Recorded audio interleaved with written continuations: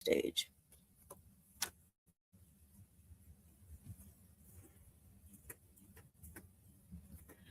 Hey you guys, welcome to the Spicy Divorce Party Planner TV show. I'm your host Spice, and today we have two guests that are coming in from Queens, New York.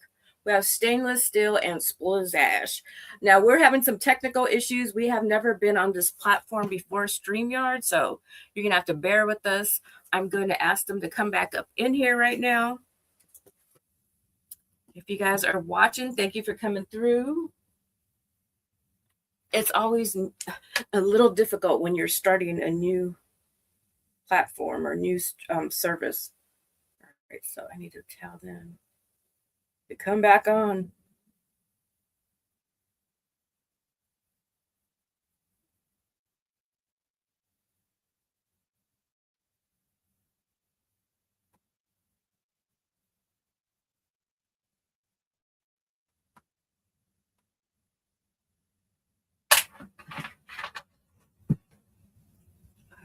So I want to make sure that we are streaming on all three platforms. We should be on Instagram, Facebook, and my Facebook page. Let me check.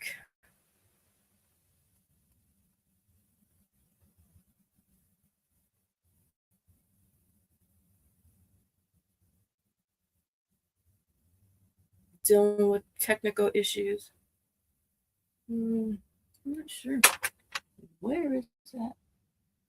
Okay, there's an issue with the Facebook. I think we're on YouTube though.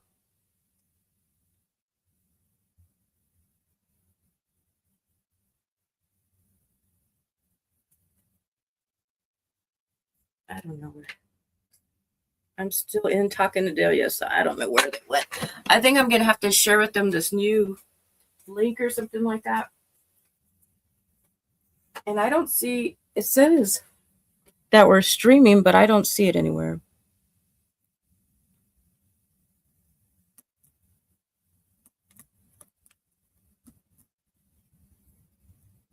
Invite guests to studio, copy.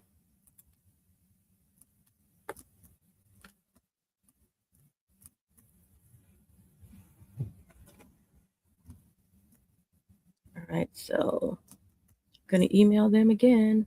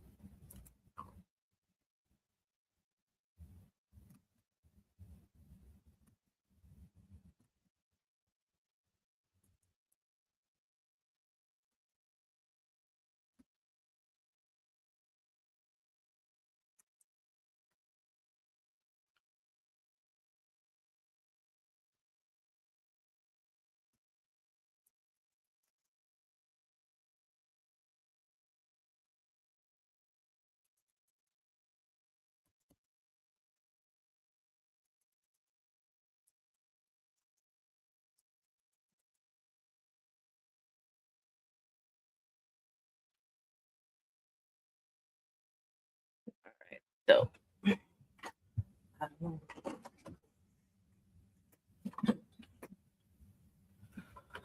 Let's see here. Well, it shows we're in here somewhere, so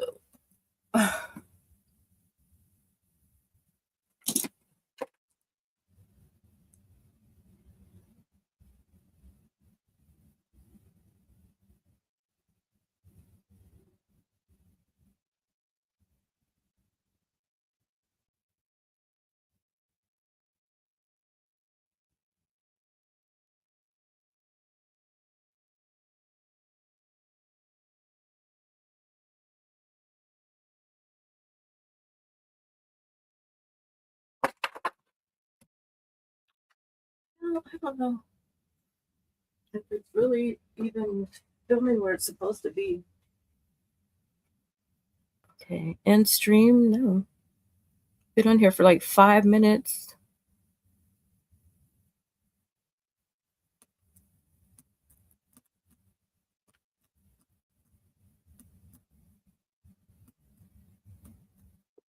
Here we go. Hey, someone's coming in here. I see them popping up.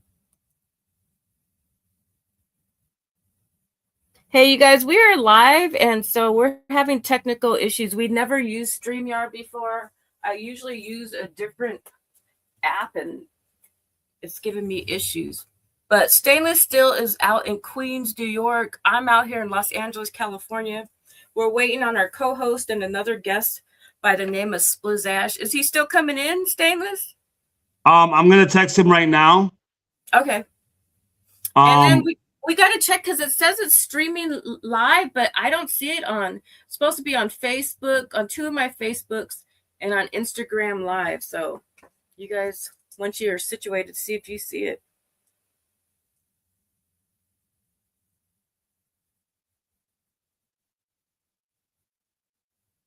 All right. So let me text him. Let me text him the link, I guess. Okay. And then Dahlia, hopefully she knows to come back, but let me check and see. No, she doesn't. She's in the other room. I sent her a text message to check the email.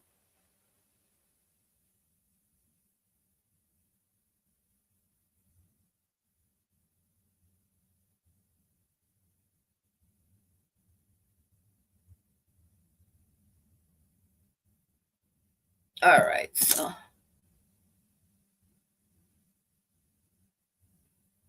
All right, hold on, Spice. Let me text Flash. Okay. All right. And what's strange, it says it's live right now, but I don't know where it's going to. Because I don't see it on my, let me see if it's me. Stainless is in there, but I don't see you.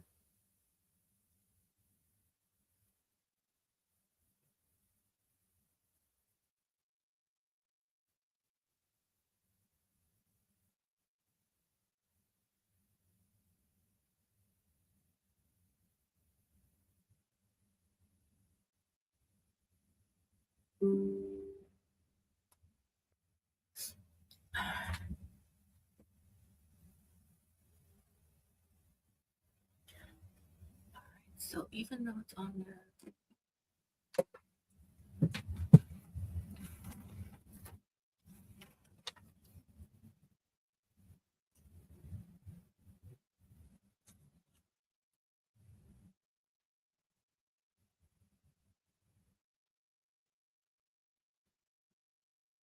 All right, so I see Dahlia. Okay, good.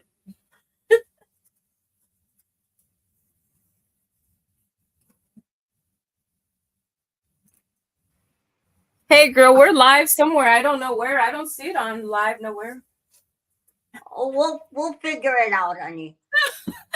This is a new app, so hey, it's live. That's what it's about, right? Right, that's true. Look, so my thing matches your shirt. Oh, cute. That's the one you gave me. Huh?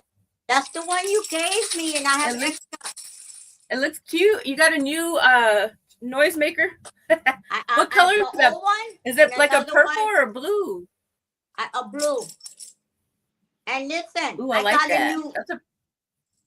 That's a little one. That one's pretty. Listen, I like that. I finally got a new light, girl. I got a whole new light stand. Oh, nice. Does it make a difference? Yeah, I'm sure it does. Right now, I'm in rainbow.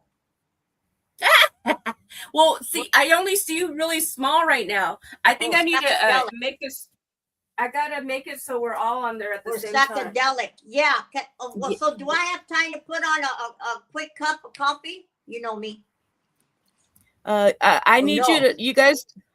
I mean, you can, but you just need to keep talking because I got to do all the technical stuff. Oh yeah. Spice, can you hear me? No problem. I can hear you. We're trying to add Splash. Yeah. Oh, all right. All right. So we got Splash coming in. My thing is, I got to figure out where are we streaming to because it says we're live. Hello. Splash. What's poppin'? My guy. Hey, you guys, welcome in. I have to deal with all the technical stuff, so I'm going to just let you know I'm not going to be doing too much of I'm going to do it, but Delia's going to have to really hold it down because I'm new to this app and I've never done this one before, and it's kind of different. I've been dealing with this all day long and last night. You poor thing. To do it. So Delia, you hold it down. Yes, I'm going to start checking on. I want to see where we're streaming to. Okay. So who else do we got other than my buddy, Mr. Stainless Steel? Splash should be in there. Yes. Splash in here. Splash in here. Okay. I want to know, how did he get his name?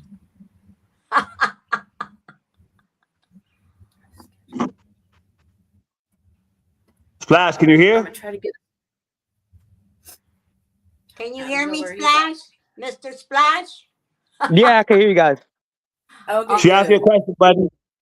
Sound nice. I'm gonna get off the screen while I'm doing this, but you guys stay on the screen. Okay, honey. So anyway, guys, hello. I talked to Mr. Steele, very interesting young man.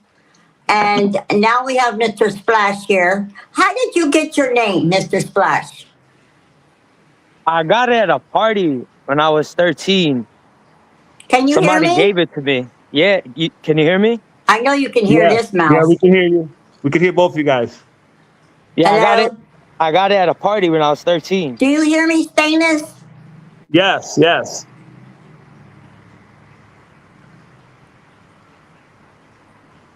I don't think they can hear me. Well, we can hear you for now. And it does say that we're live. Hello? Check your microphones. I hear you. We all hear you.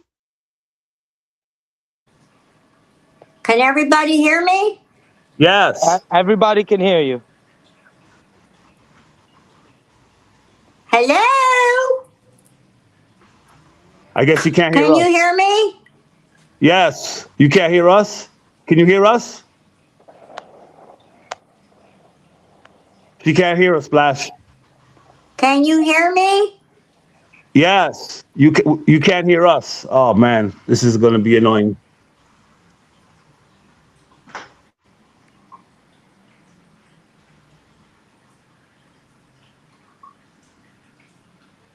Can anybody hear me?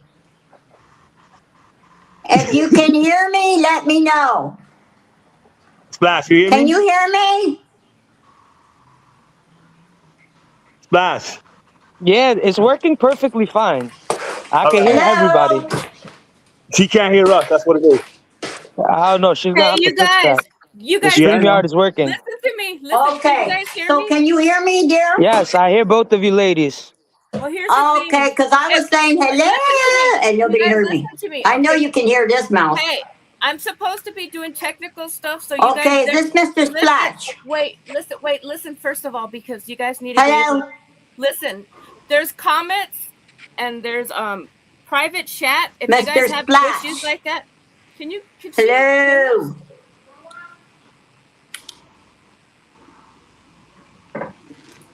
Hello?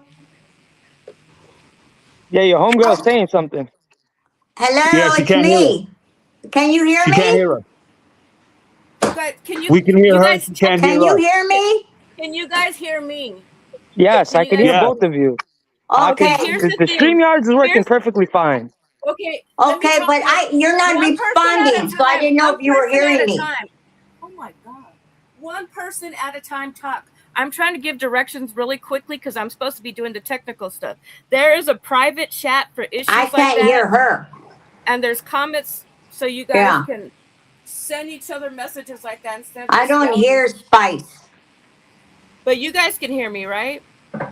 Yes. She doesn't hear you. I don't hear She Spice. can't hear. She has an issue right now. Can you She guys can't send hear her a message? Can you guys, there's private chat and there's hello? Comments. Spice? Do you guys see the private chat button in the comments section? Are you guys looking at that? Hello? Spice, can you hear us? Yes, I can hear you. I don't understand why she can't hear us. Okay, let me go to private chat. Hopefully someone... Hello, Spice. Mr. Splash, can you hear me? Yes, I can hear you. Everyone else can hear everyone else. You're the only one with audio issues. Who, me? That's correct. You can hear us then. I don't know what happened. You could hear us then. You can hear us? Oh. There's private chats and there's comments, so you guys can one person talk at a time. If you guys can't figure it out, then text message each other because I'm trying to do the technical stuff. I know. I'm Okay. I know. That's what I'm just trying to explain. There's private chat button. You guys hit the private chat. If you guys can't hear each other, message each other that. So you guys don't know that, but now you guys know. Okay. So let me. All right. Hold on now. Now what happened to the guys? How come we don't see them? I don't know. Go in and come out. Can you still hear me? Yes. Okay. Now I want to know where the hell we're streaming to because it says we're live. I'm going to click on those 3 platforms and see.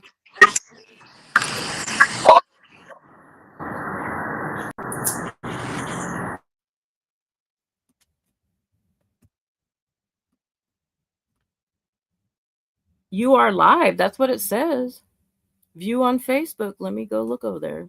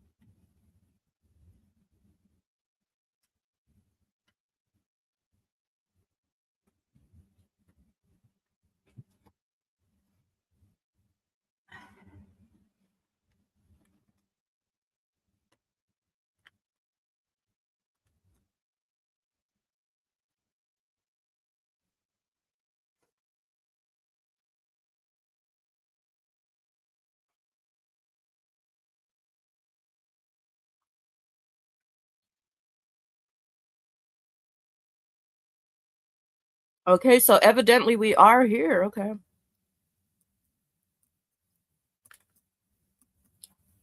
We are streaming for sure on Facebook. I saw that.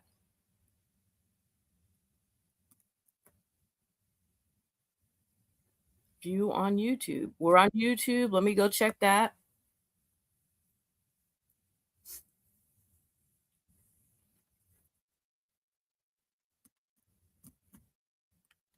This is why you need a technical person.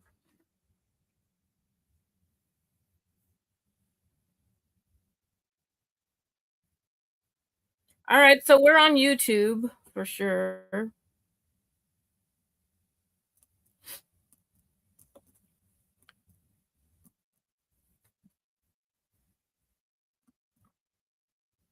Okay. Go live.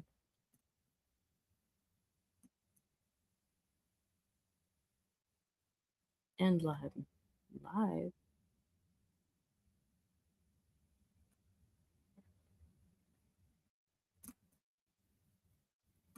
All right. Hopefully we're working.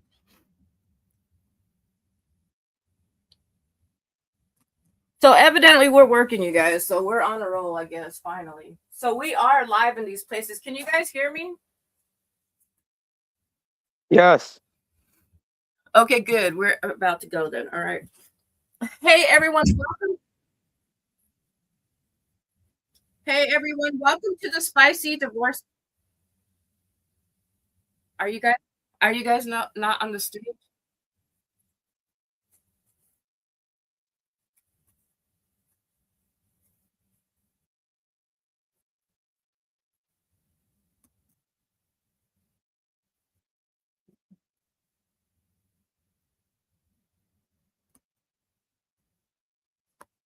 All right. So You guys talk amongst each other so I know that you guys are on here. Add to the stage. I'm here. Okay. I don't see you guys on the stage.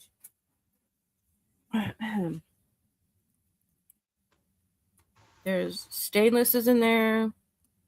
Spice, can you hear me? Yep. Can you hear me? Spice, send me the YouTube link to my WhatsApp.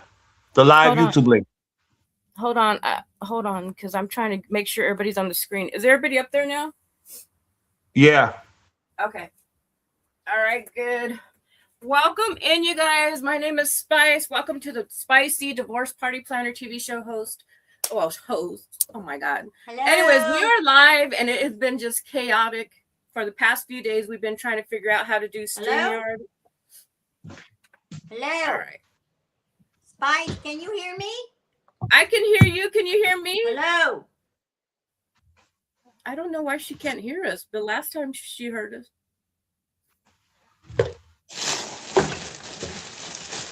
Hey, so where's my artist at? Can you guys hear me still? Yes. Yeah. Okay. All right, so you guys need to be talking amongst each other. I'm trying to send you the link to YouTube. Isn't that what you asked for? Yeah. Send it to my WhatsApp. All right, and Dahlia, be co-hosting while I do that, please, if you can hear us. There's something wrong with her audio, I think. Her microphone, maybe. Oh.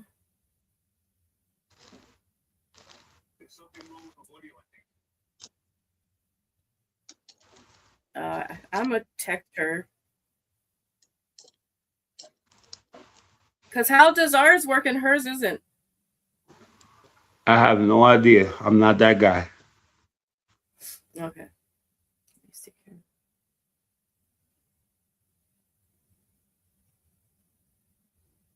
here. I don't think it's letting me text it to you right now. Storage is All right, full, that's like fine. I said. Yeah, That's fine. you'll Don't see worry it about it. afterwards. All right. It says add to stage. So she's not on the stage.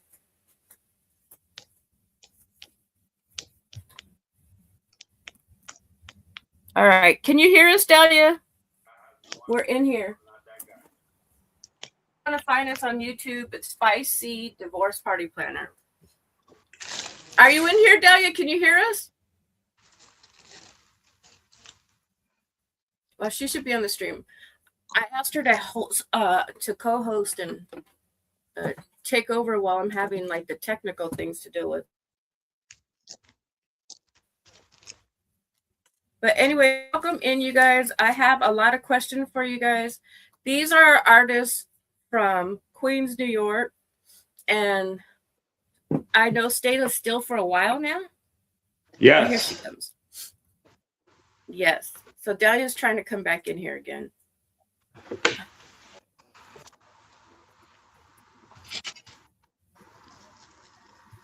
Bear with us, guys. This is our first time doing this. This particular app or whatever you want to call it. Okay, everybody's there? Everybody Can you guys can see hear? yourselves? Can you guys see yourself big, or are you guys all small on the side? I'm small, but at least we're listening. Yeah. Dahlia, manage them. I'm going to try to see if I Okay. can make us bigger or make everybody. So, All right, so you go ahead and start asking them questions. Okay. Get an intro. yes. Mr. Splash, I was trying to, if you can hear me now, dear, can you? Yes. Okay. So, anyway, I'm Della Ann Maciel. I'm Spice's host. And I was interviewing a little bit of Mr. Stainless Steel. Am I saying that right? Stainless. Just stainless. Don't worry about it, Della. Just stainless. I'll just say stainless. That's it. Okay. I was interviewing him. You both are very interesting young men. I seen the biography yesterday, and I was asking him how he met you. And are you also from Queens, New York? Yeah, I'm from Elmhurst, the same place as Stainless, right in the exact heart of Queens. So how did you guys actually like meet? were you a fan of his, or you went to the studio? How did you end up? Nah, I just met him in the neighborhood actually. Just catching a blunt with one of my homies, my guy Ryan from. I knew him from school, and I just happened to run into him, and yeah, just met him like you meet anyone else, you know, just a friend of a friend. And later on, like a week or two after I met him, we ended up in another friend of mine's house, and pretty much all of them were making music, and that's when I discovered that he also makes music. Wow. And you guys get along, and like your minds, you know, click together when it comes to music and writing and the beats and whatever else comes with that, you know? Well, let me just tell you, Splash is a very special person. Yeah. Splash is not your ordinary person that you're gonna run, or ordinary artist that you're gonna come across. Thanks, buddy. Splash has many layers. Music was the introduction. Splash put a lot of time, effort, you know, into the music, more than most people his age would. So that's why I kept working with him. You know, and not only that, Splash is a very intelligent person. Yes, he is. Yeah, you can tell both of you are. That's He's why very, you're good. very advanced. He's a person that's very advanced. He interprets information at a high rate, you know, and then he has his own thought process as well from the information that he takes in. So my job and role was always to give him as much information as I could, so that he could then process it, and then, you know, along with his mind state and his way of thinking, take his career to the next level. Basically trying to give him a head start. Right. And he was willing to listen, to learn, and to study. That's important. Extremely important. Right. And so you both are writers? You both write music? Yeah. Yeah. Yeah. Now I want to say correct. one more thing, Della. I want to say one more thing.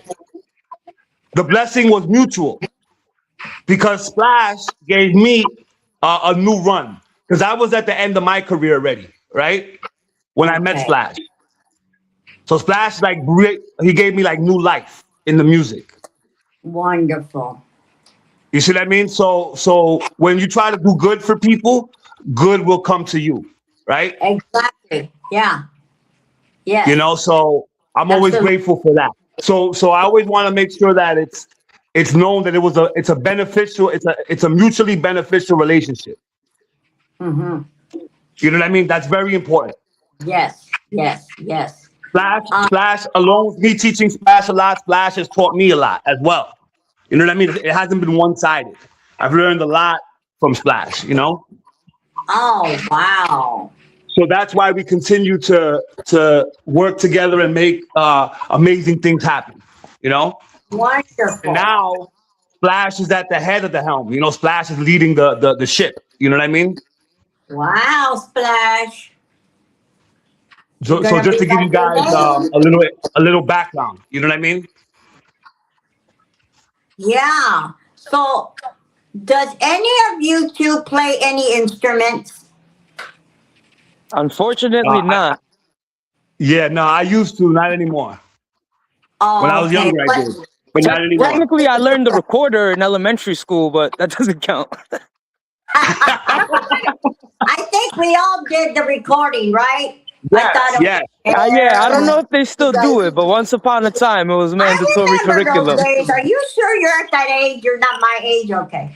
Because I remember doing all that. I grew up with the cassette and the microphone. You know. Yeah, me too. I'm 96. I was born in 96. Oh, grew up with cassettes and mics too. Babies. Yeah.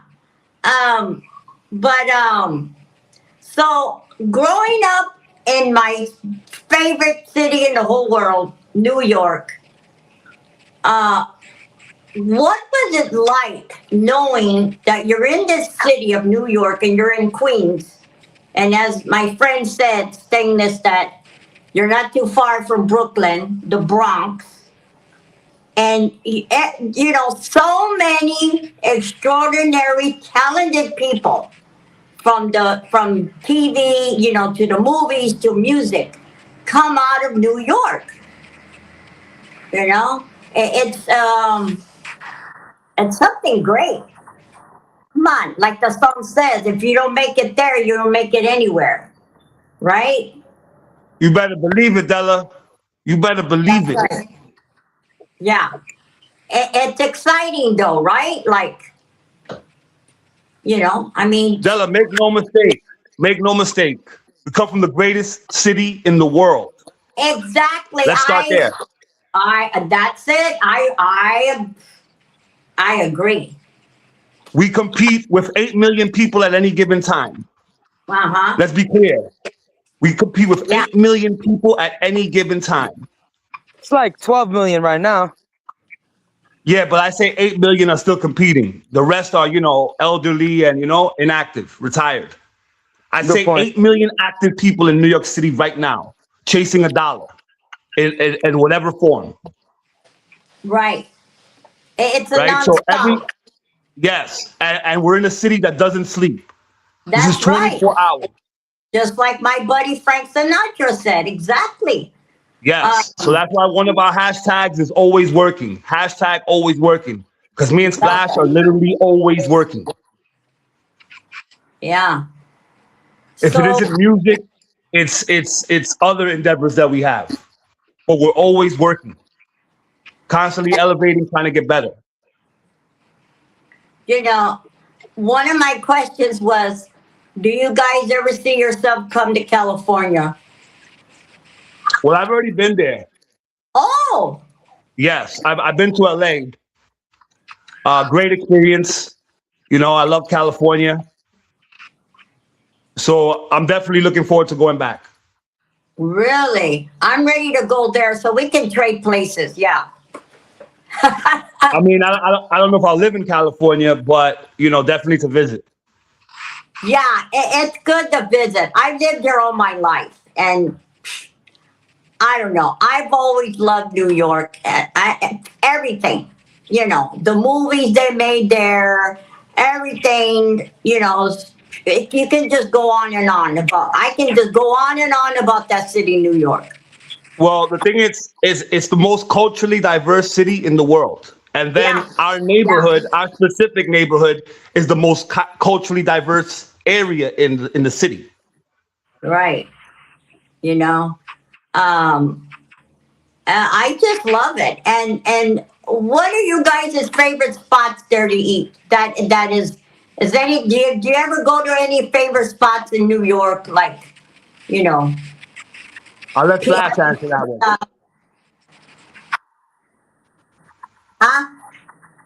I'll let Splash answer that one. Okay, Splash is Splash. the food guy. Listen, is that? you guys gonna have to go on my Instagram or my I YouTube. will. SPLIZASHH, SPLIZASHH. I do a bunch of different types of episodes, like series. One of my series is a Savory Sunday Select. So every Sunday I show everybody a new different spot. So we would be here till like fucking 5 in the morning if I told you all the spots I go to.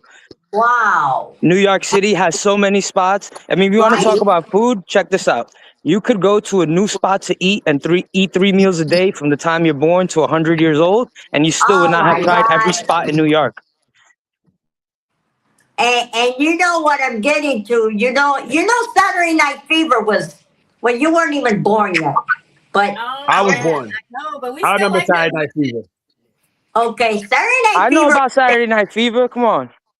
Okay, come on. Saturday Night Fever was made there with my John Travolta walking down the street, and then he goes and stops at this famous pizza place, which is still there. I forgot the name of it. Is that the pizza Joe's place that they Pizzeria. brought to California? It's Joe's They brought- Pizzeria, Della. How what is They it? brought a pizza place to It's California. Joe's I wonder if Pizza. it's the same one. It's in Oh. West 4. Okay, it's still there. Yes, it's still there. It's one of the most famous Joe's still pizzerias got a in New York. 2-hour line every day. Joe's Pizza on West 4th still got a 2-hour line every single It's day. called Joe's Pizza. Yeah, that's the most famous pizzeria in New York City. Yeah, I know.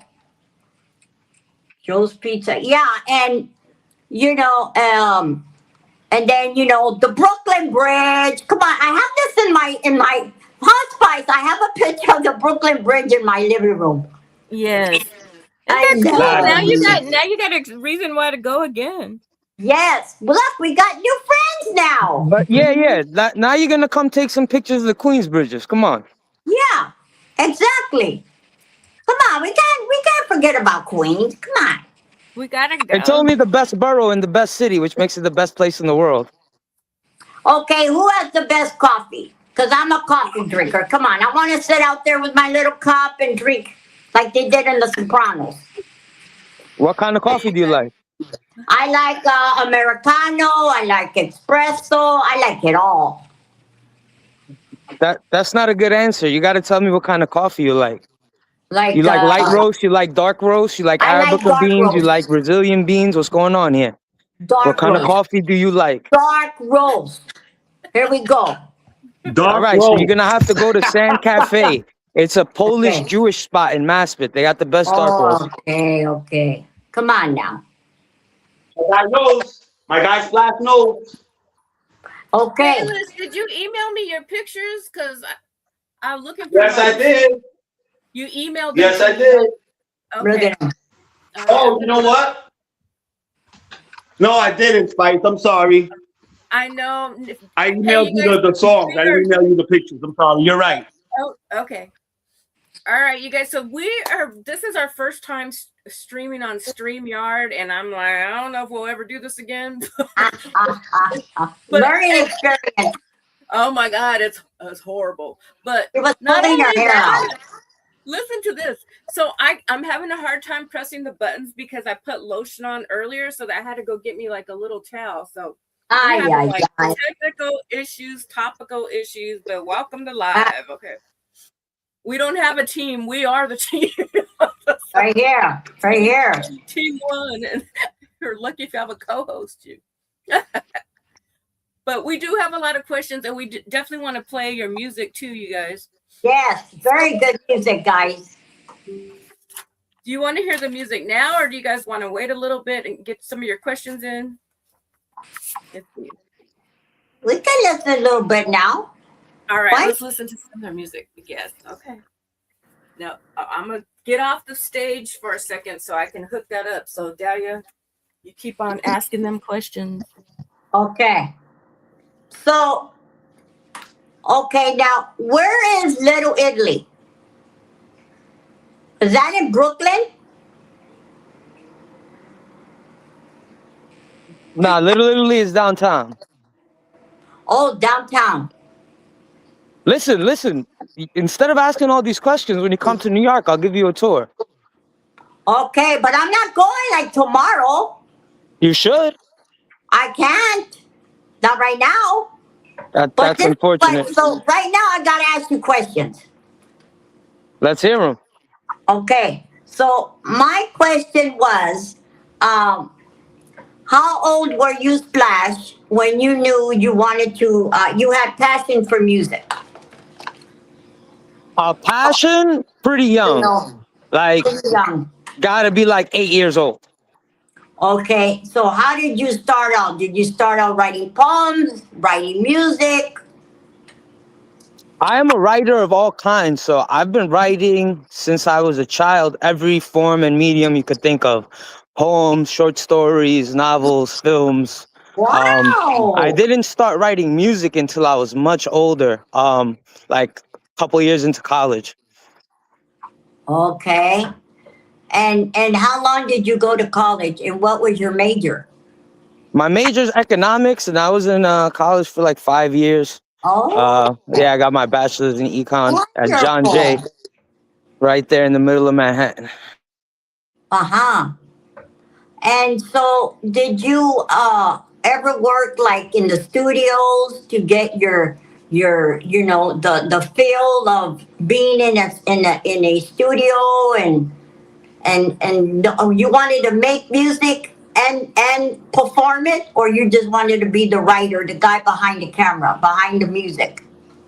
No, I wanted to write the music and perform it. Nobody else could perform the words that I wrote as good as me. That's first Fun. and foremost. And second of all, as soon as I discovered that I was going to make music, I immediately started looking for studios, and I've been in studios ever since. And I don't think I'll ever leave until I die. Wow. So what have you been working on, you and Mr. Stanless? What have you guys been working on? Anything new? You can answer that, Stainless. Mr. Stainless, have you been working on anything new, you and Mr. Splash?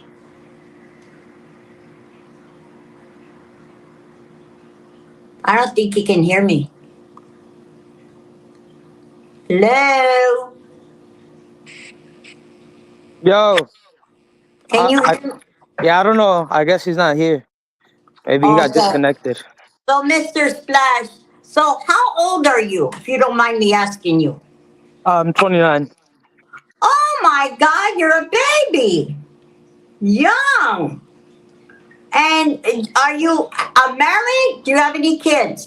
No and All the no. girls out there. Huh? No and no. Oh, okay, no and no. So, do you come from a big family? Stainless said you got to add him on stage again. Okay, Spice gotta do that. Tell him to text Spice. She's the technology girl. Tell him to text her. All right. Okay. So, Mr. Splash. So, do you see yourself coming to California? Yeah, why not? I'll take a trip. Uh-huh. Have you ever been? No, I haven't been to California yet. Okay, you're not missing nothing. Anyway, it's a crazy place. Um, but a lot of talent here. You know? Um, so, is there anything that you guys like doing for hobbies? Do you have any other hobby than writing music? I mean, it's Yeah, not a hobby. It's your craft. But is there yeah, any? I got a lot of hobbies, I guess. I play sports. Oh, I'm into all kinds of art, not just music. I go to like art shows all the time. What else? I like Can trying you guys hear different me? things, like different foods, different tea. Yeah, I can hear do, you again, Stainless. All do right, all you right. All right, do you finish. My paint? bad. Oh, good. He's back. Stainless. Okay, great. Mr. Splash, do you paint since you like art? No, I'm just an enjoyer of art, like physical art, visual art. I'm Okay, just an enjoyer. I don't paint or do anything else. okay. Mr. Stainless, I was asking Splash, are you guys working on anything new that's coming out? So we're always working on new music, but right now we're focusing on our Freestyle Fridays. Oh, You can check us out every time on our Instagrams and on YouTube every Friday. oh, tell us a little bit about that. Okay, So I'll let Splash tell you about it's really Splash's series. That's something that he started. So I'll let him explain that. okay. Mr. Splash, it's you. Here we Well, go. like I was telling you earlier, you got to tap in on my Instagram and my YouTube. I do a bunch of different series weekly. On Fridays, I do a series called Freestyle Fridays. And yeah, every Friday we get a different type of beat. A lot of times they're really classic beats. I always have my A&R, Mr. Stainless over here, help me out with the production side.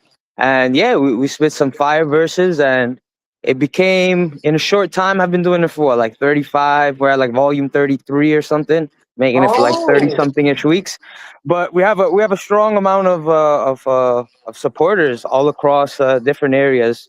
In fact, the other day I posted mine late, and a bunch of people are like, "Yo, where the fuck is the freestyle at?" which makes me super happy. But definitely tap in. You never know what kind of fire I'm gonna spit, and it's always gonna be fire. Your boy don't miss. Right. Well, that's wonderful. Are you interested in when you do the freestyles on Friday? Just curious. Are you interested in new talent? Yeah, all the time. I invite people all the time. They're usually just too scared because they know they can't compete at this level. But I invite Well, everyone openly all the time. uh-huh. Wonderful. That is great. And me, I started my little YouTube channel and I have to get in the mode. And once you get on there, you want to do it all the time. But what are you and Stainless, what do you guys do? Help me out. What do you guys do for when you procrastinate? Like, I know I gotta go on every day. I don't procrastinate. Right. How do you get out of that? I don't have any answers for you. There's only two states of existence. You either do or you do not. Okay. You just have to start doing. There's And, no and secret magic trick. You no, just there immediately isn't. start performing and you Right. don't stop. Mr. Stainless, what do you take on that? So I view everything as a craft Right, right, or or a trade, right? So back to right, Splash's point, this is something you do every day. right. So the point is to be proactive. The answers will come to you, the inspiration will come to you, but you have to be proactive. Exactly. Yeah, Even when yeah, you don't feel like it. So right, it still relates to what Splash is saying as far as being two states. Either you're proactive or you're not. right, right. Procrastination is something that's a general behavior, right?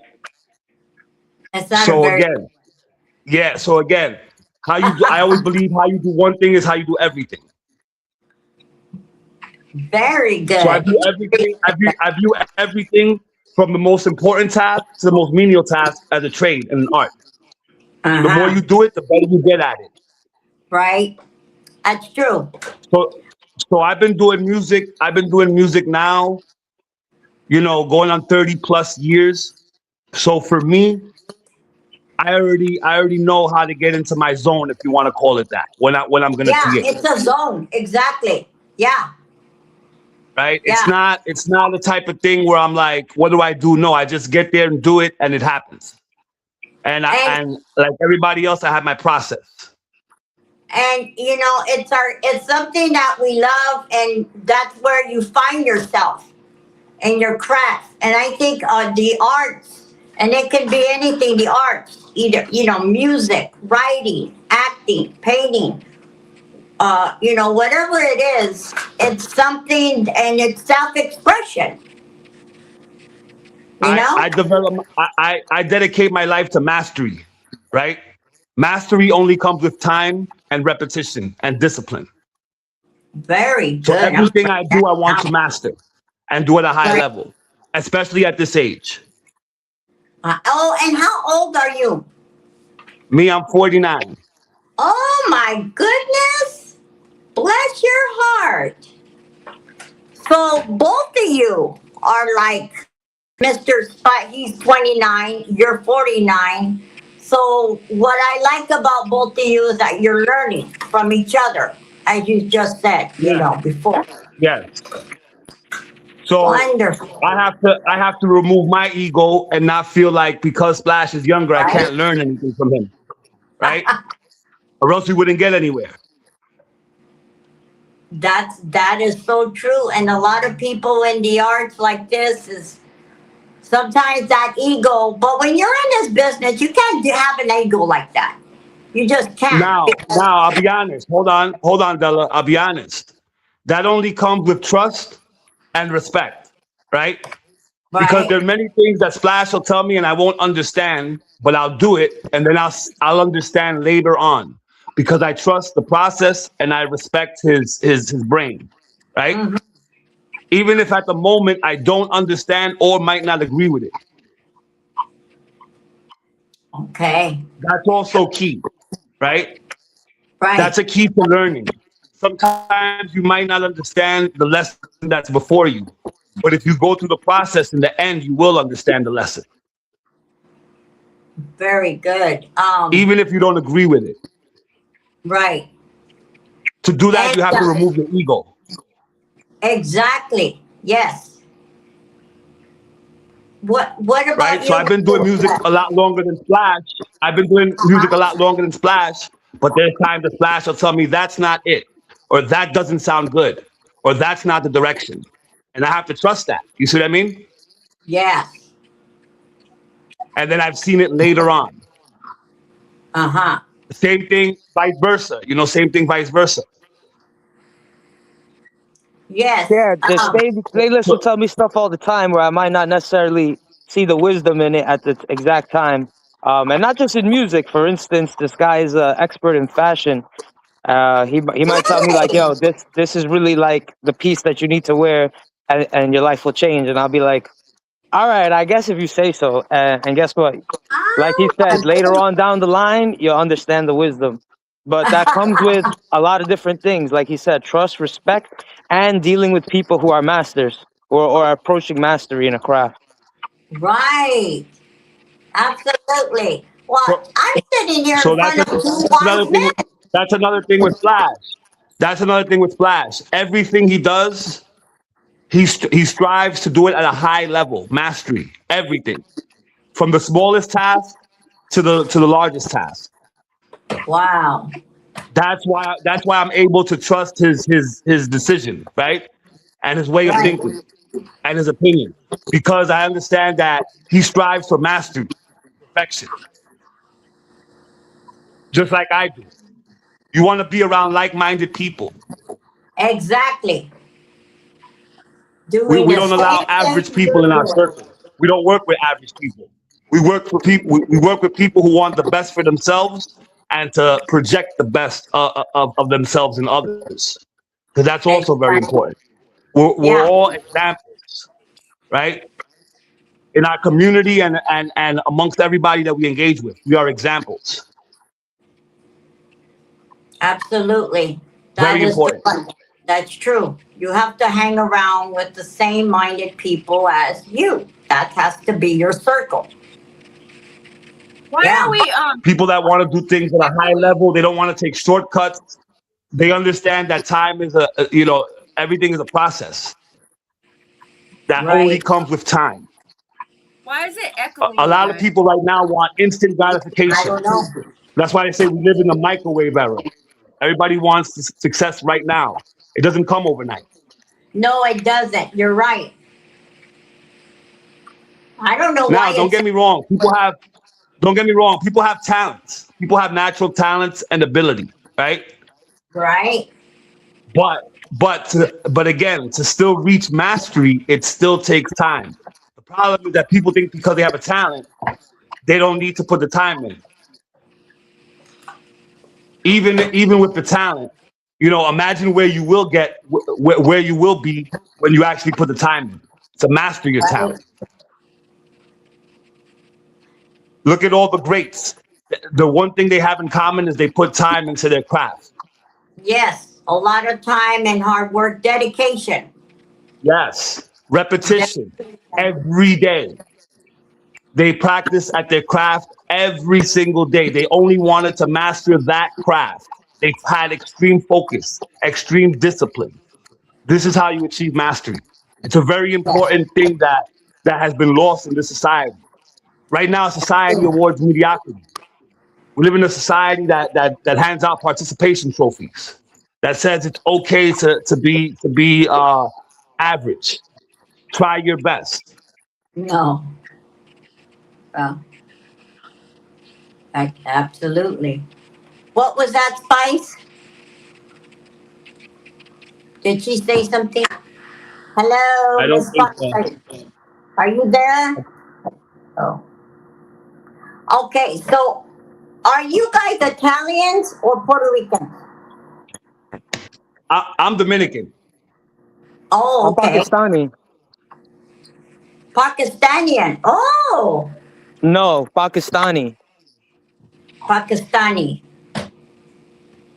That's Okay. correct.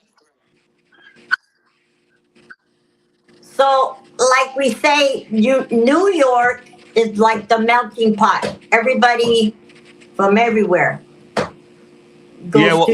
what did you say, Splash? 140 languages, 800 dialects? He smoked the pipe and the also speak the Pyrex. Yes, sir. But the first part. Yeah, there's over 140 dialects and 800 no 140 languages, over What? 800 dialects in just Queens. Yep. I learned that from Splash, from one of our songs. I never knew that.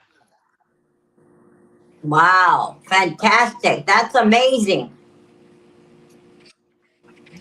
You know, It's just it's just interesting things to know, and that's what keeps people engaged in the music and what sets us apart. yeah. Oh, yeah. I totally agree. It's We nothing. always we always wanna give people something to think about. Yeah, and you guys do that. Yeah, New York. There's nothing like it. There's nothing like the people in New York. Miss Spice, are you back with us?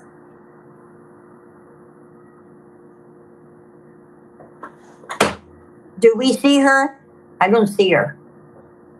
No. Okay.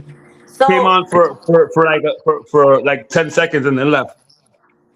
okay, so you guys, what is, did I ask you this already? What is your favorite meal or dish that you eat, that you cook, that you love to cook? Either one, splash or stainless. Do you guys cook? Well, me, I'm a trained chef. Huh?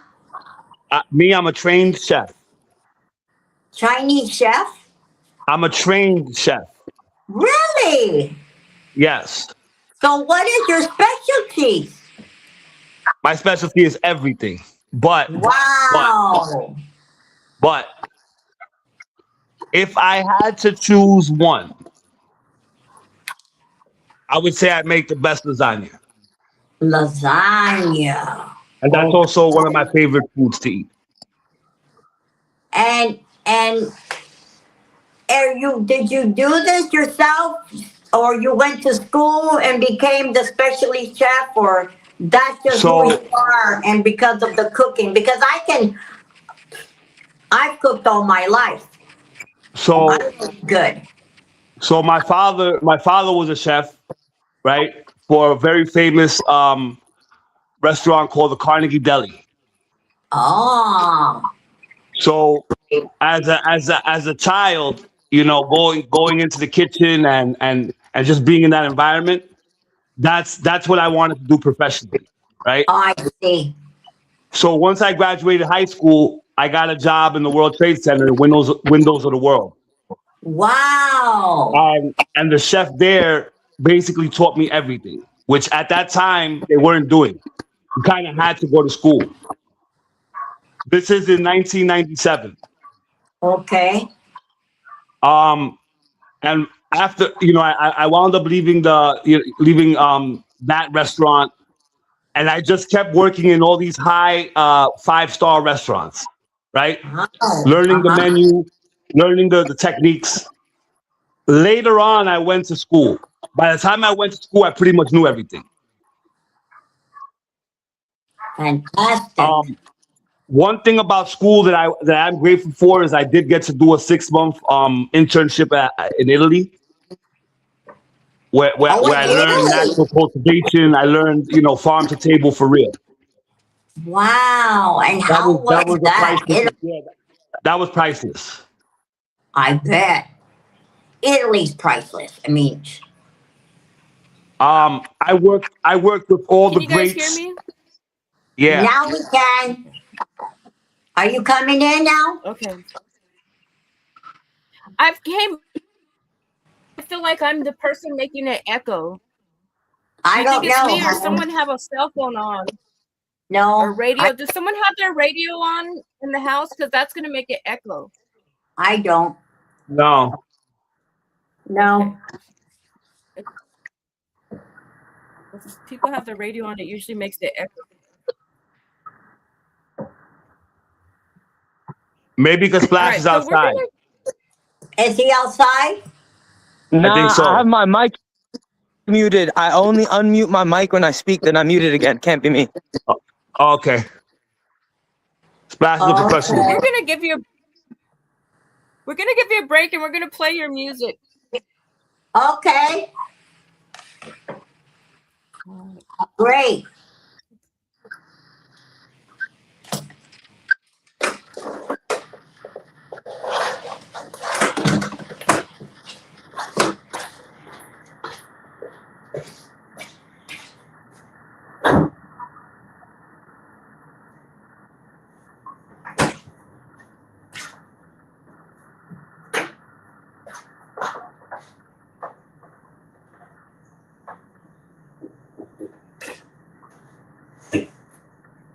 So Della. Yes, sir. Yes. Just to finish up, I work with most of the greats in the New York restaurant scene. That's a very unique experience. And how long were you in Italy? For 6 months. Wow. Yeah, that was I want to say 2013. 2013. I'm always fuzzy with the dates, you know. I'm that's older. okay. I'm always fuzzy with the dates, but around that time, 2012, 2013, something like that. Well, that is very, very impressive. I mean, going to Italy and learning. And I know you've learned some very good techniques and all that. Just, that's good. I mean, are you ever thinking maybe in the future to open a restaurant? Nah, the restaurant business is tough. All right, you guys, I'm gonna play some of the music. Okay, I'm gonna try anyways. We're gonna try for it. Okay, so you're gonna play some music now. I'm gonna try. All right. Okay, go ahead, girl. All right.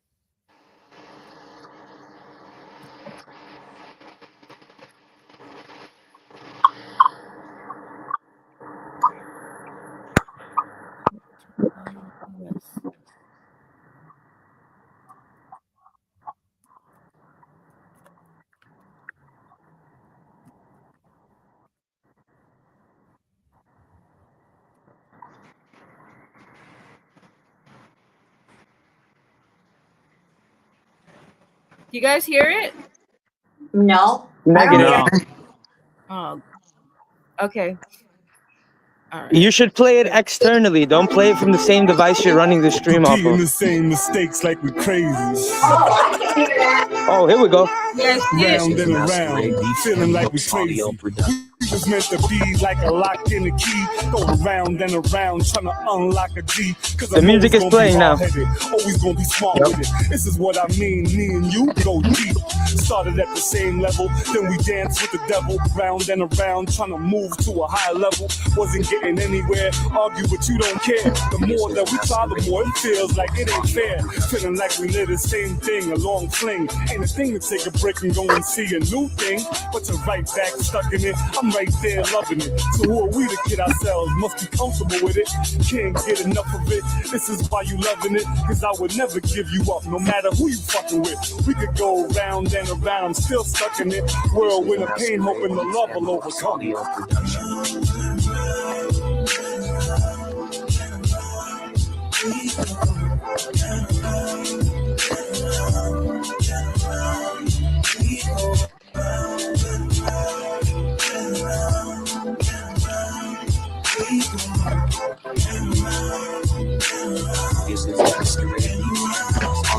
We can live a lifetime of back and forth arguing, agree to disagree, but argue about who first started it. Can't get me out of it, can't get you out of it. We could go around and around like I wanted it. Didn't ask for much, but I gave you much to deal with.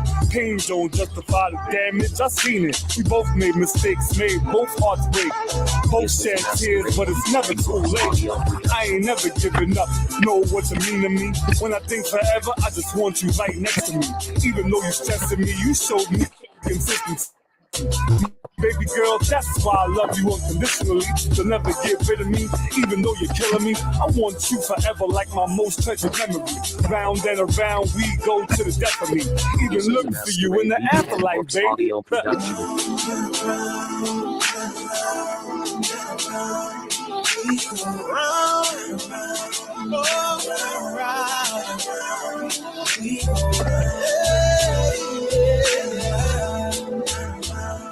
Here we go.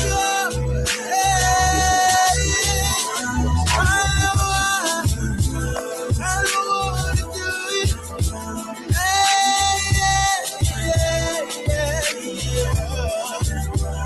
Round and around, round and around.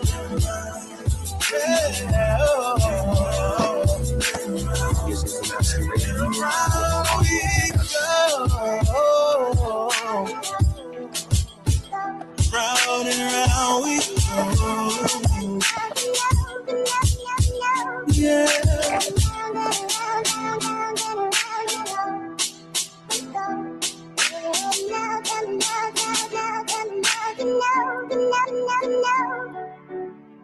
All right, that was a good song. I'm a walking target. Oh wait, we're going on to the next one. I don't want you around when they catch up to me. Ride or die, remember? My choice.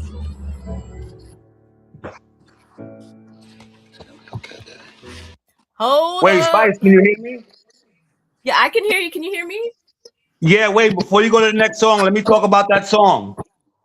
Yeah, definitely. That's why I had to hit the pause button. And I apologize, everyone. We're live on StreamYard for the very first time, and we have a lot of technical issues. But the music's hella good. All right, go ahead, Stainless Steel. All right. So first off, shout out to Masquerade Beats. They did that beat. I think I started following him from your video. Yeah, Masquerade Beats. They've been doing production for a long time. They're actually out of Canada, so shout out them wherever they're at. Okay. That song right there was inspired by a friend of mine and a friend of SPLIZASHH's. Okay. A guy that we know from my neighborhood called Bindi. Okay. And there was an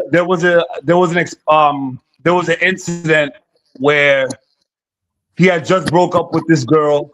She had got with this other guy, and I happened to catch like an intimate moment where he whispered in her ear, "I don't care who you fucking with, you're always gonna be mine." Right? And that just gave me a concept for a song, because a lot of men think this way. They sure A lot do. of men feel like, you know, if they're with a chick, that chick is always gonna be theirs.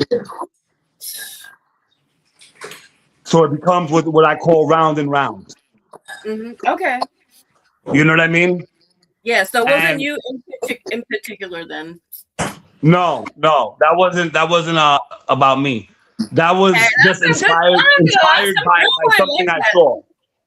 A girl would like that song. Yeah, Right, it was just inspired by something I saw, Mm-hmm. and I was like, this would be a good concept for a song. Yeah. Because a lot of guys think like that. A lot of guys think like you know, you're always gonna be mine. I don't care who you with.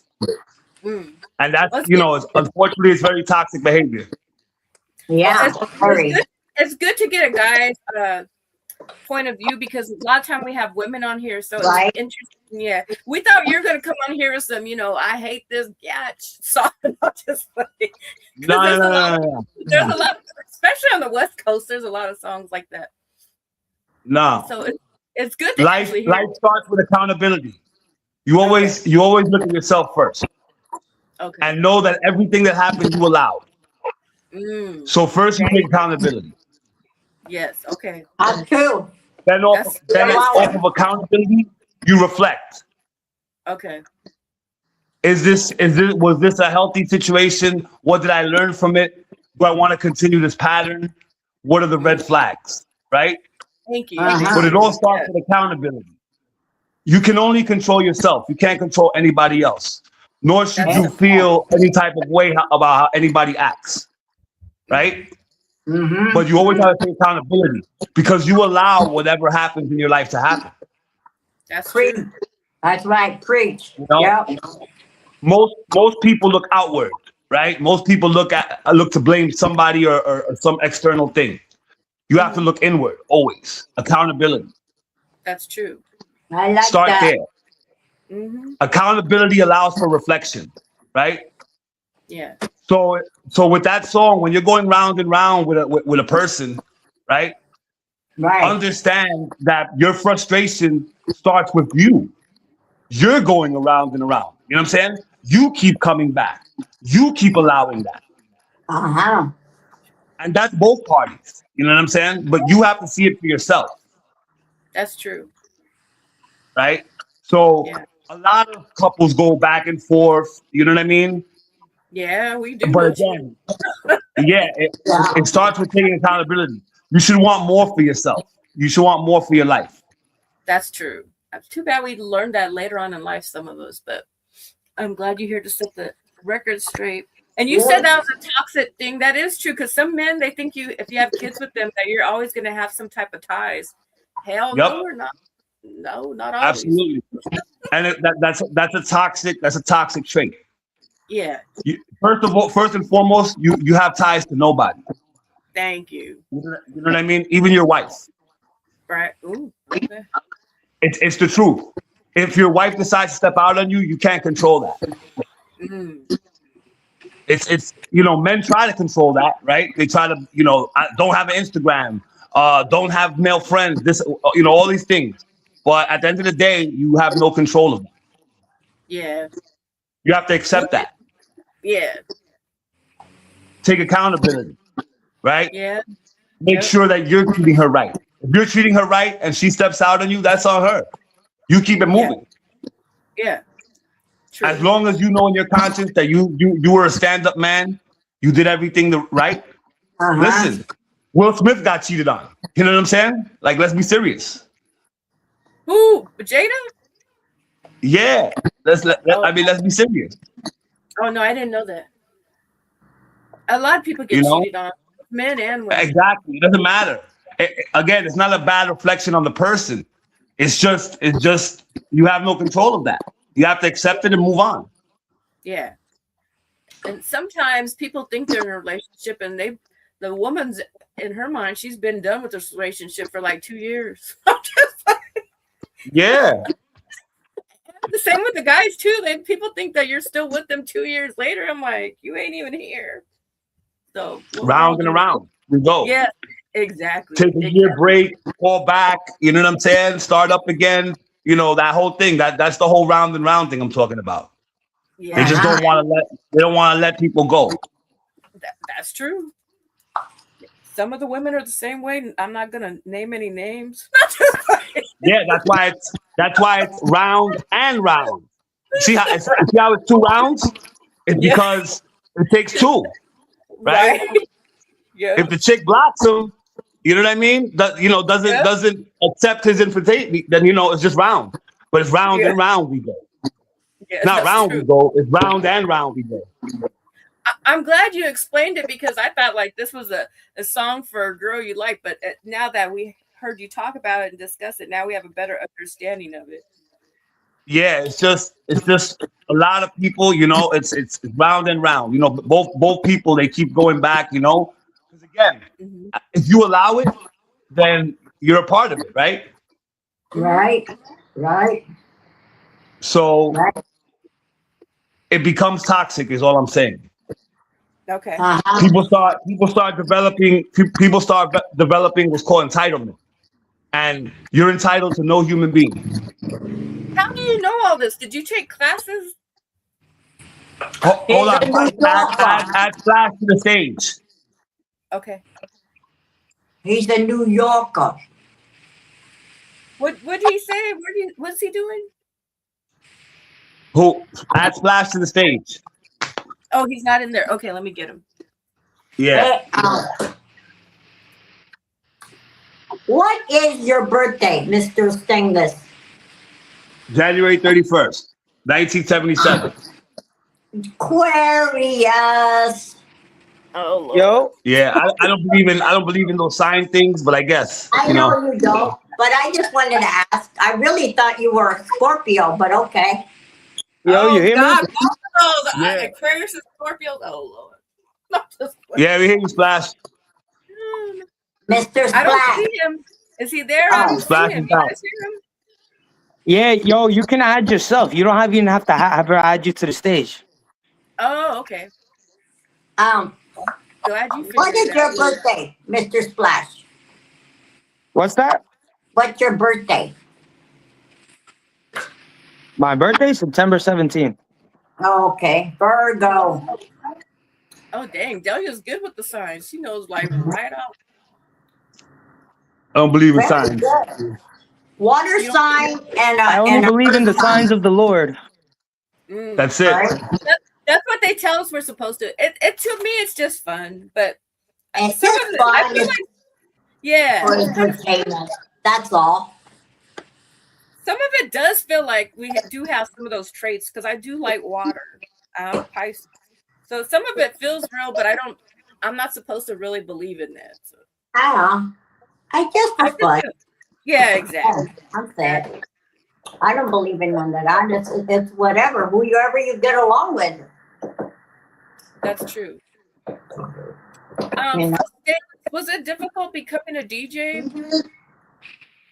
You know For what you me? should do? Yeah, you should teach classes on how to be a DJ. Right. I want to learn. Me too. Well, Hey, he's a chef too. I like me some food. Wait till we get to New York. We're gonna be looking for a plate of food. I know. We're going to be looking for you too. Serious. Yeah, he should be doing his music and making some food at the same time. We totally tune into that. Exactly. We're your two best friends right here. Hell yeah, food, that's what's music. up. Appreciate y'all, I you know. won't have to hire anybody for a damn tour. I'm going to have you guys tour us around. I know, right, Delia?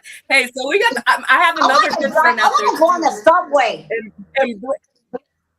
Listen, Splash has a series. Like, you know, he was talking about his series. Be Where They Ain't. Splash will bring you guys to all the exclusive spots. Okay. Okay. But tune in to that series. Be Where They Ain't. Great series. Okay. Send us the link. Because New York Sure, is so after this. big and so vast, you know. If it's the type of thing where you need to know somebody who knows. And Splash definitely knows. And not a lot of people know. Don't let them fool you. A lot of people live in New York and have no clue of what's going on. Exactly. Just like us in California. There is a lot of places that me and Spice, well, Spice travels more than me, but there's a lot of places we have not been. Right, Spice? Oh, yeah. I still haven't been to San Francisco. And I want to go to all the national parks and, you know, Oh, yeah. I want to do all that. But yeah, you're right. I mean, I guess it's just the way it is, you know, like New York, you know. I mean, New York is more, I say, more interesting than California. That's just me. Well, I know that there's like the capital of fashion. That's just me. And I love me some clothes, so that's awesome. Well, they got clothes, food, and music out there in New York, so I think that's why a lot of people go there. Yeah. But we And got better. Go ahead. But we have better weather. Well, right now, Stainless told me that right now it's about, what, 60? Right now in California, it's about 70. Whoa. So, but you know, with their summer, you guys' summer is a real summer. I went there once, girl, and almost passed out.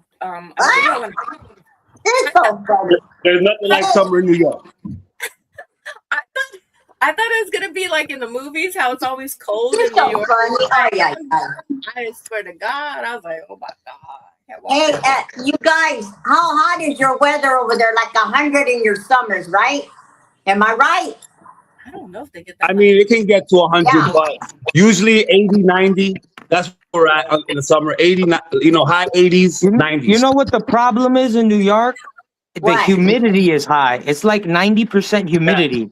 So even though it's like Okay. only 90 degrees, it feels like horrible. Your like flesh sticks to like wherever you're sitting. Okay, so you You're all guys wet. got that dry. You got that dry. No. It's wet heat. Oh. Yeah, moist. There's a lot of moisture in the air. Well, So it's like that that sticky. pack our sundresses. Yeah, I don't think I really have dealt with real humidity. People always talk about it, but I've been on the West Coast. Colorado is that way. Their summer, my sister's summers are horrible. Ugh. Well, I think we should play the next song, you guys. Okay, go Yes. ahead. All right, so that we don't lose our throat. So we can't lose our voice, I guess that's what you would say. All right, let me see. My voice.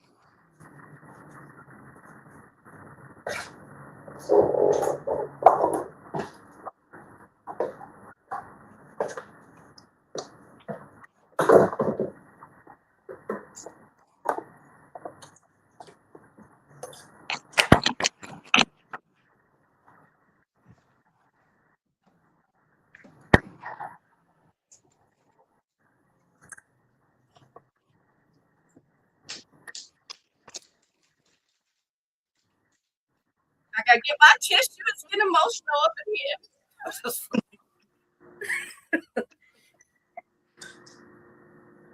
What happened? I said I gotta get my tissues. Get emotional in here. Are you watching the video? Can you guys see it? No, No. Can you guys see the video or not?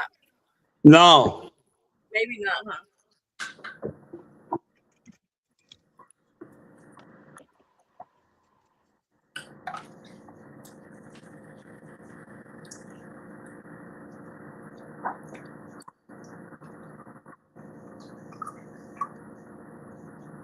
It's crazy, girl.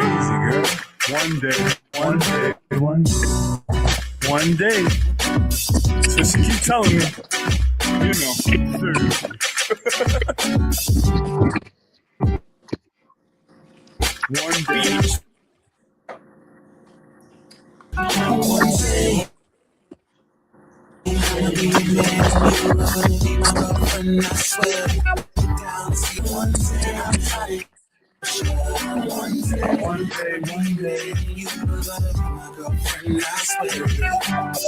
One day I'ma show you that I'm good enough. Maybe not today, but one day with a little luck, I might show you heaven on earth, or maybe just a glimpse of us trying to make it work.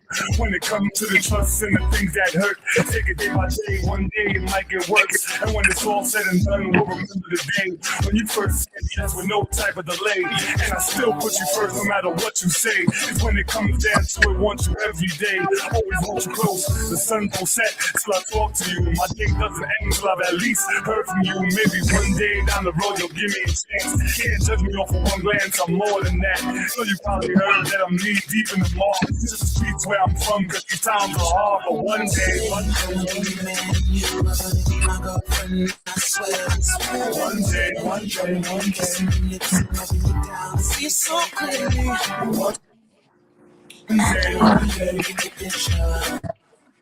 day.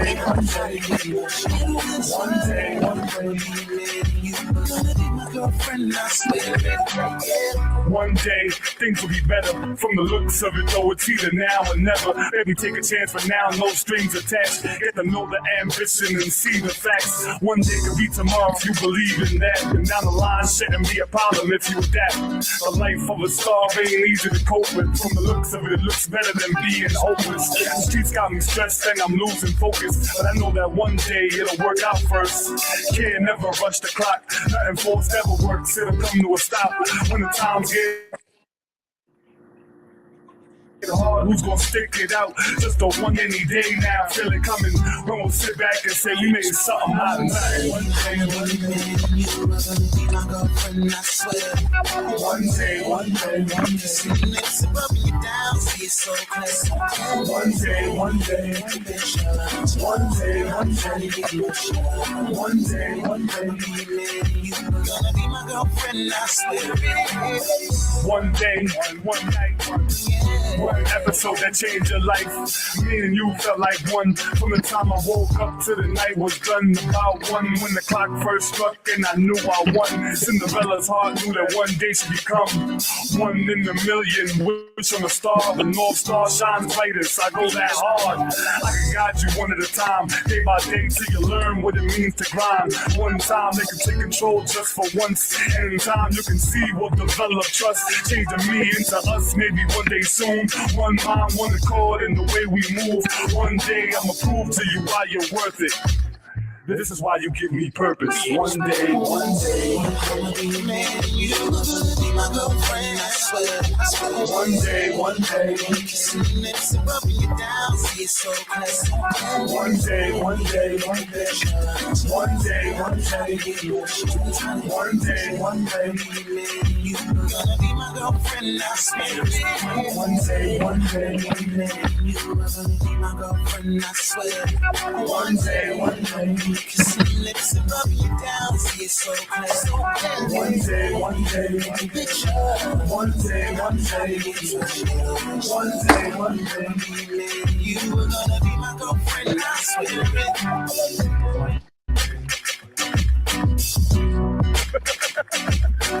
You already know.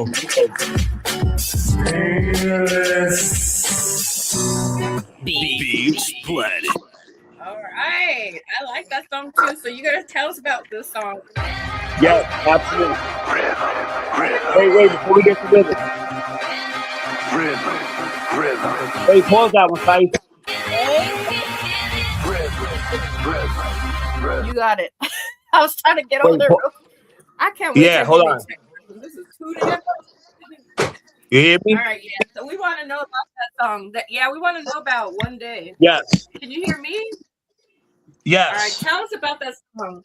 Was that something personal, or is that just another scenario that you saw? That's another scenario, but it has a backstory. Every song has a backstory. Okay, tell us. So first, shout out Beats Planet. They did the beat. And shout out my guy Fedaro, who did the chorus. Okay, nice. This is actually the first song I did with my guy Fedaro.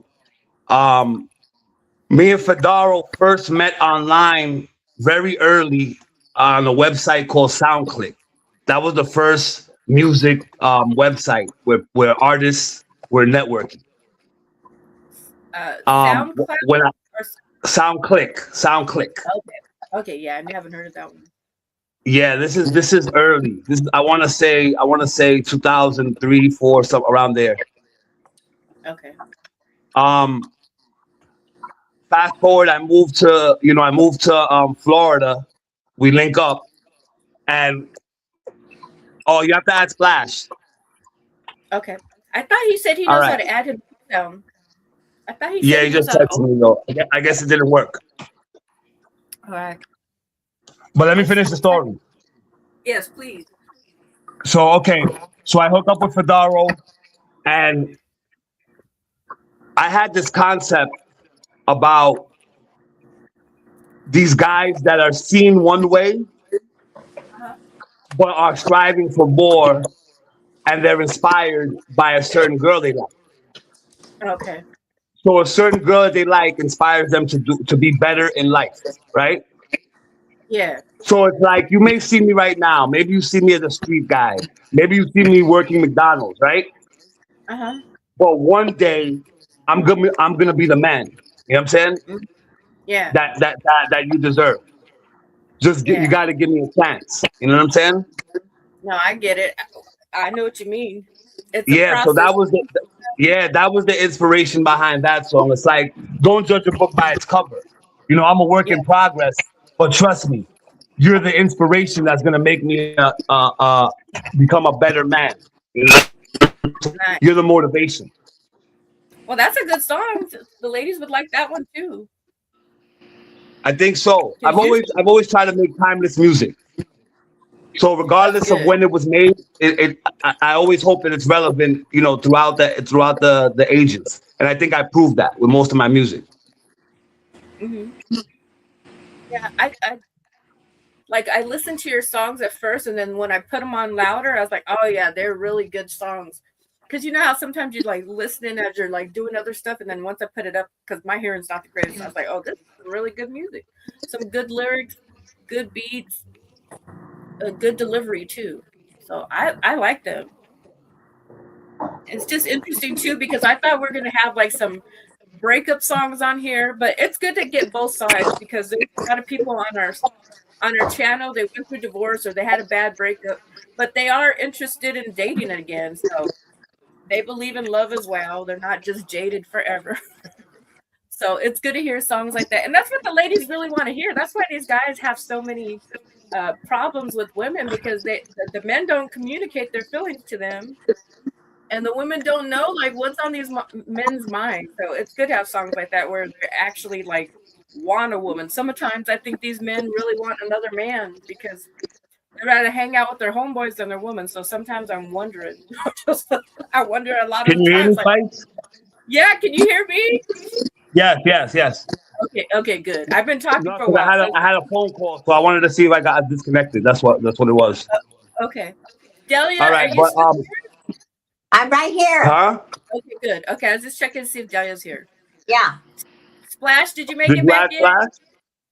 I did. I don't Yeah, know. I'm in here. All Okay, right. good. Okay. She was saying, Spice was saying how she's happy that for that record because Hmm. there's not a lot of perspectives from men saying that they're like, you know, in like a state of Boom. yearning. Yeah, because most of the dudes they act like they're tough. They don't communicate their feelings. They rather hang out with their homeboys. They don't put women at the top of the list of things.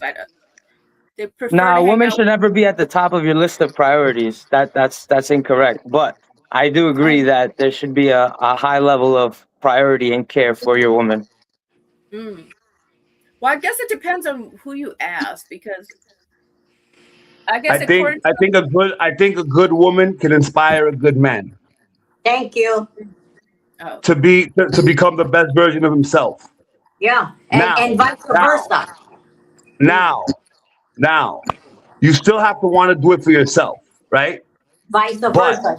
Yeah. a female can be a strong motivation, Uh-huh. mm, right? But it If starts with you. wants it. You can't do anything for anybody else as the sole reason, right? You got to be Exactly. clear. You have to want to Right. change yourself first, Amen. right? But she can inspire that and be like, you know what? I do have to be better. And then she could become motivation, right? As like maybe the prize down the line. But it Yeah. still has to start with you. You still have to have the that Motivation. moment. That motivation, you know, comes after, but you still have to want to change for yourself. Nobody Exactly. can make you change. People can inspire you, people can motivate you, but it But still it's starts all with up you. to you. you know Absolutely. what? I like the men who are the All up to leaders. you. The men who are the leaders because I don't want a man to come to me for inspiration. I want the real man who's already got his plan. He's got his stuff in order.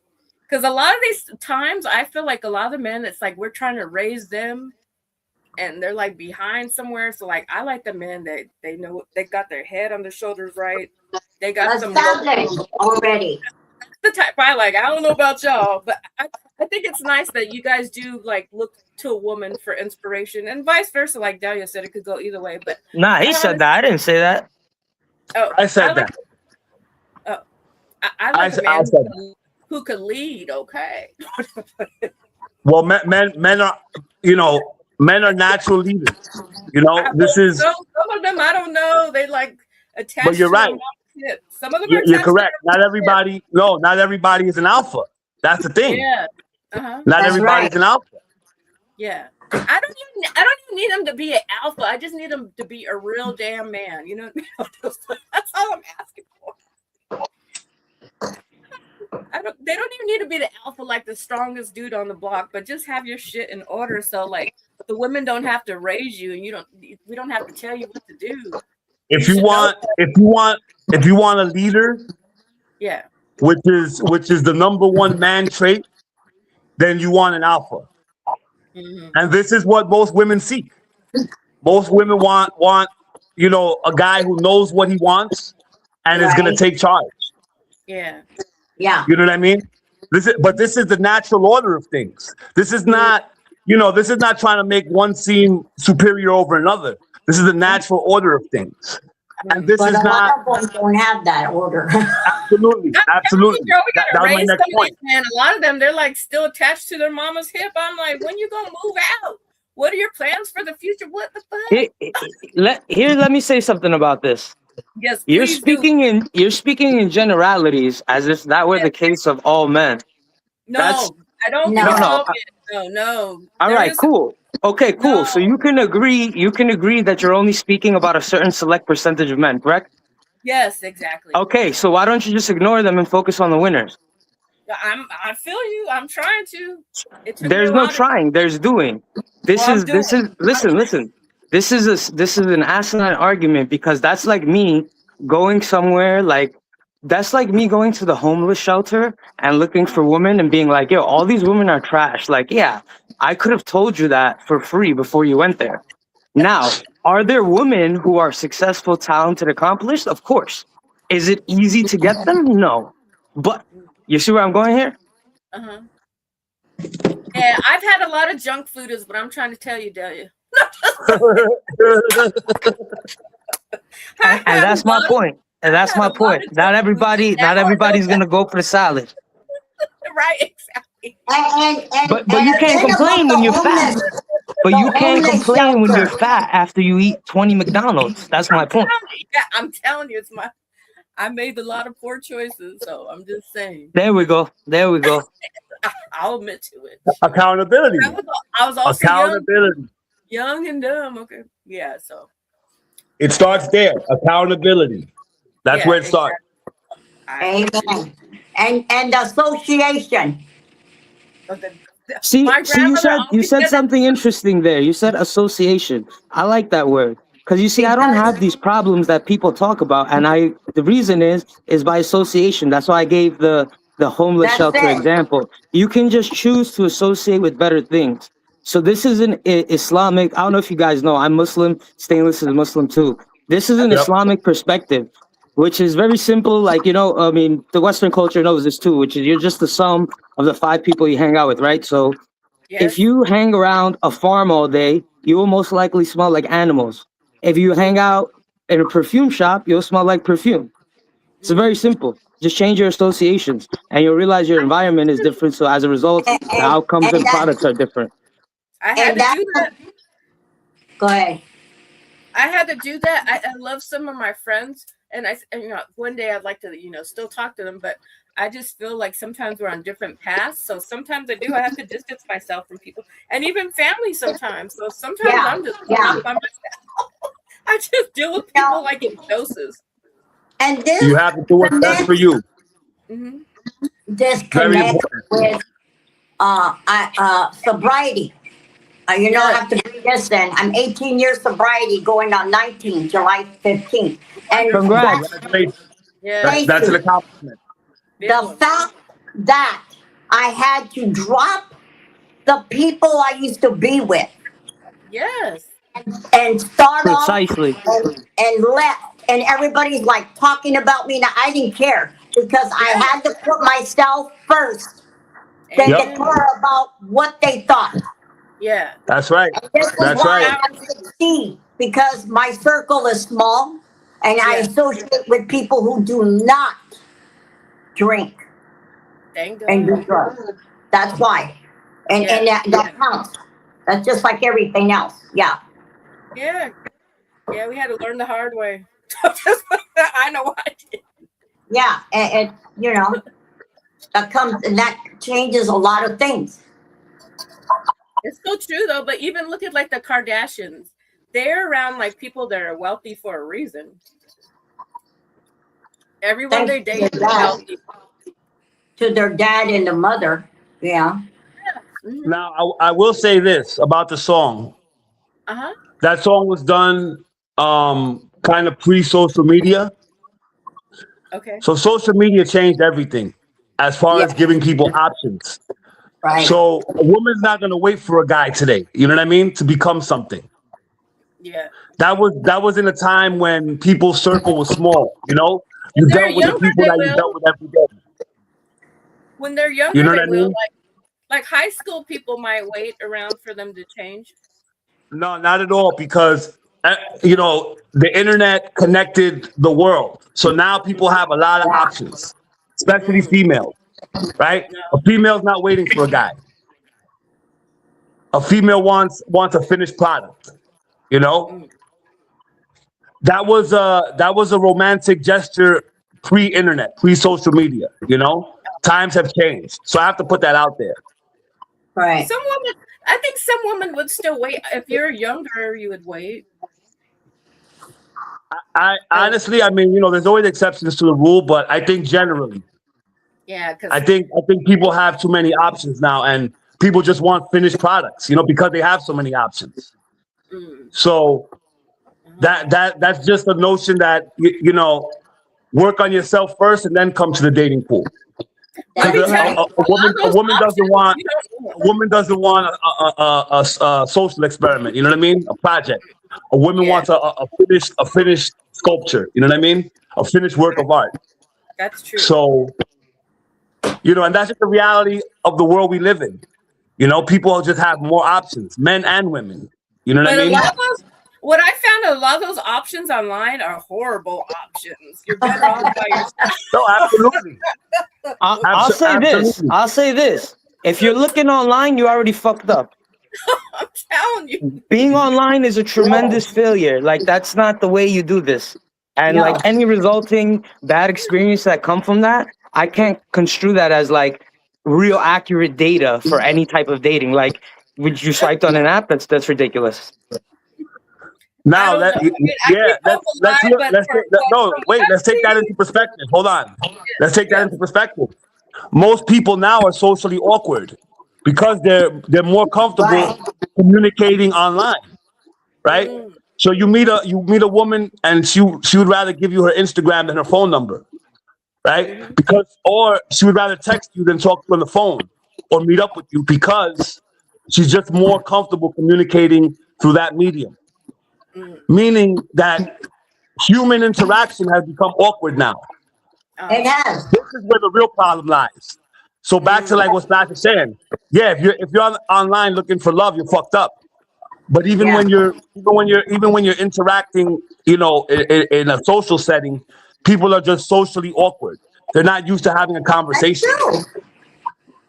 You know what I mean? So it's an unfortunate world that we live in right now. People are more comfortable communicating online as opposed to face to face. See, I Yeah, come from the I face like to face face to era. face. I like the Yeah. old-fashioned way. But that's exactly my point. See, I don't have these problems that people be talking about online when it comes to dating. I don't text either. I don't call. Like, listen, this is when I'm gonna see you. Are you free? All right, cool.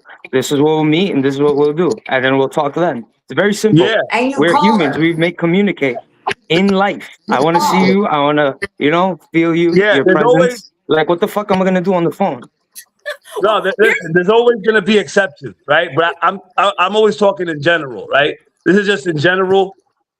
There's always exceptions. Like there's people that are not connected to the matrix, right? But the majority of people are. So when you live in the real world, like me and Splash, we don't have these problems because we're in the real world. The problem is that people have stayed connected to the internet and they won't leave their house. They'd rather just live online, literally. You know We what's still go crazy? out, we still interact with the people. So we don't have these problems. Well, that's good. You guys go out. But I noticed, like, even when I was dating someone, like, I don't really talk on the phone like in high school anymore because I'm so busy. So most of my communication is through text message. I don't even have time to talk to them on the phone really like that, is what I found, which I thought was weird. But I'm like, I don't even got time to be talking to you on the phone. I got stuff to do. I agree. I don't got time to be talking to you. That constitutes texting as well. I'll see you when I see you. Yeah, like Gotcha. whenever you're free, we meet up and that's it. Dang. And then you can't, you know, Very especially in New simple. York City, you can't be clingy. People are busy. People have things going on. It's I see you when I see you. That's a normal thing. But if he's Right. cute, if he's cute, I might make it. I might make it like 5-10 minutes to talk to him here and there. If he's cute, I'll make a couple minutes. It depends on who it is. Even the cute guys, it's just I'm so busy. Like unless our life, we're heading See, in. look. Let me say something else. That distinction is also indicative of the problems you be having probably. Because you said if he's cute, why would you only not pursue cute men? Why would you pursue men who you don't think are cute? You already played yourself because in the end you're gonna be unhappy. No. Let me tell you, the ugly ones will do you wrong too. So I might as well deal with the cute one. No, I don't. That is correct. You might as well go for what you like so that you can produce the highest probability of happiness. Like Right. that's crazy that you would date someone ugly and then 2 years later you'll be like, oh fuck that nigga. It's like you didn't even like him. That's horrible. That's true. I was gonna ask Stainless. So was it hard to get into DJing? Did we cover that question? How did you get into Oh DJing? no. So pretty much at that time, I want to say this is 1986, 87. Information was limited. Hip hop was limited. Actually seeing hip hop was limited at this time. There were very few outlets. The radio wasn't covering it really at the time. TV wasn't covering it. So you had to be within the culture in the street to know what was what. So at that time, we were just first learning about the elements of hip hop, which is breakdancing, graffiti writing, DJing, and MCing. And you kind of gravitate to what you feel comfortable with. I gravitated towards DJing.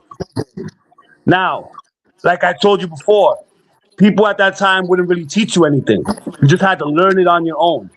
It was a trial and error thing. The same way hip hop started. It was a trial and error thing. People had to figure everything out. Hours of thinking, because at the end of the day, a man is a problem solver, first and foremost. So any problem you have, you're supposed to sit down and solve it, right?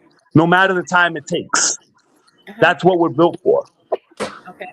So, how do I become a DJ? What do I need? Figure that out. Once I get it, how do I figure the actual technical side of it out? Okay, then practice.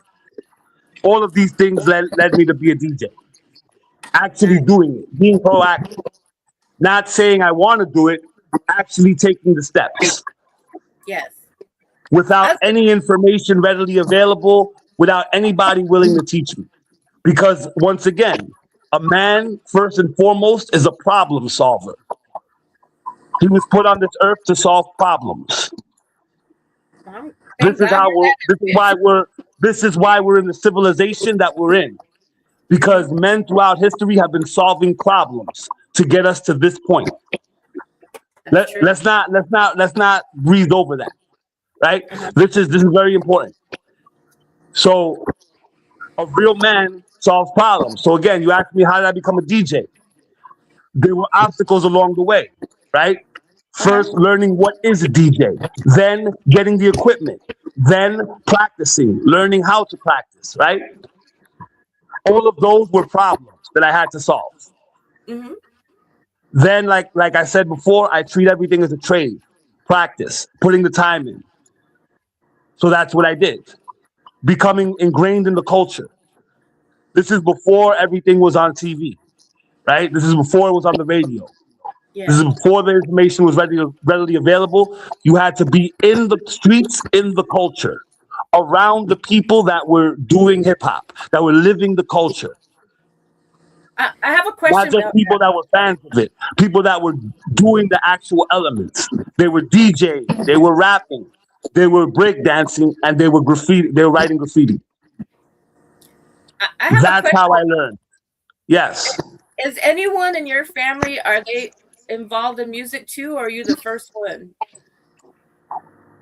So my mom was musically inclined. Okay. She never pursued it. Uh-huh.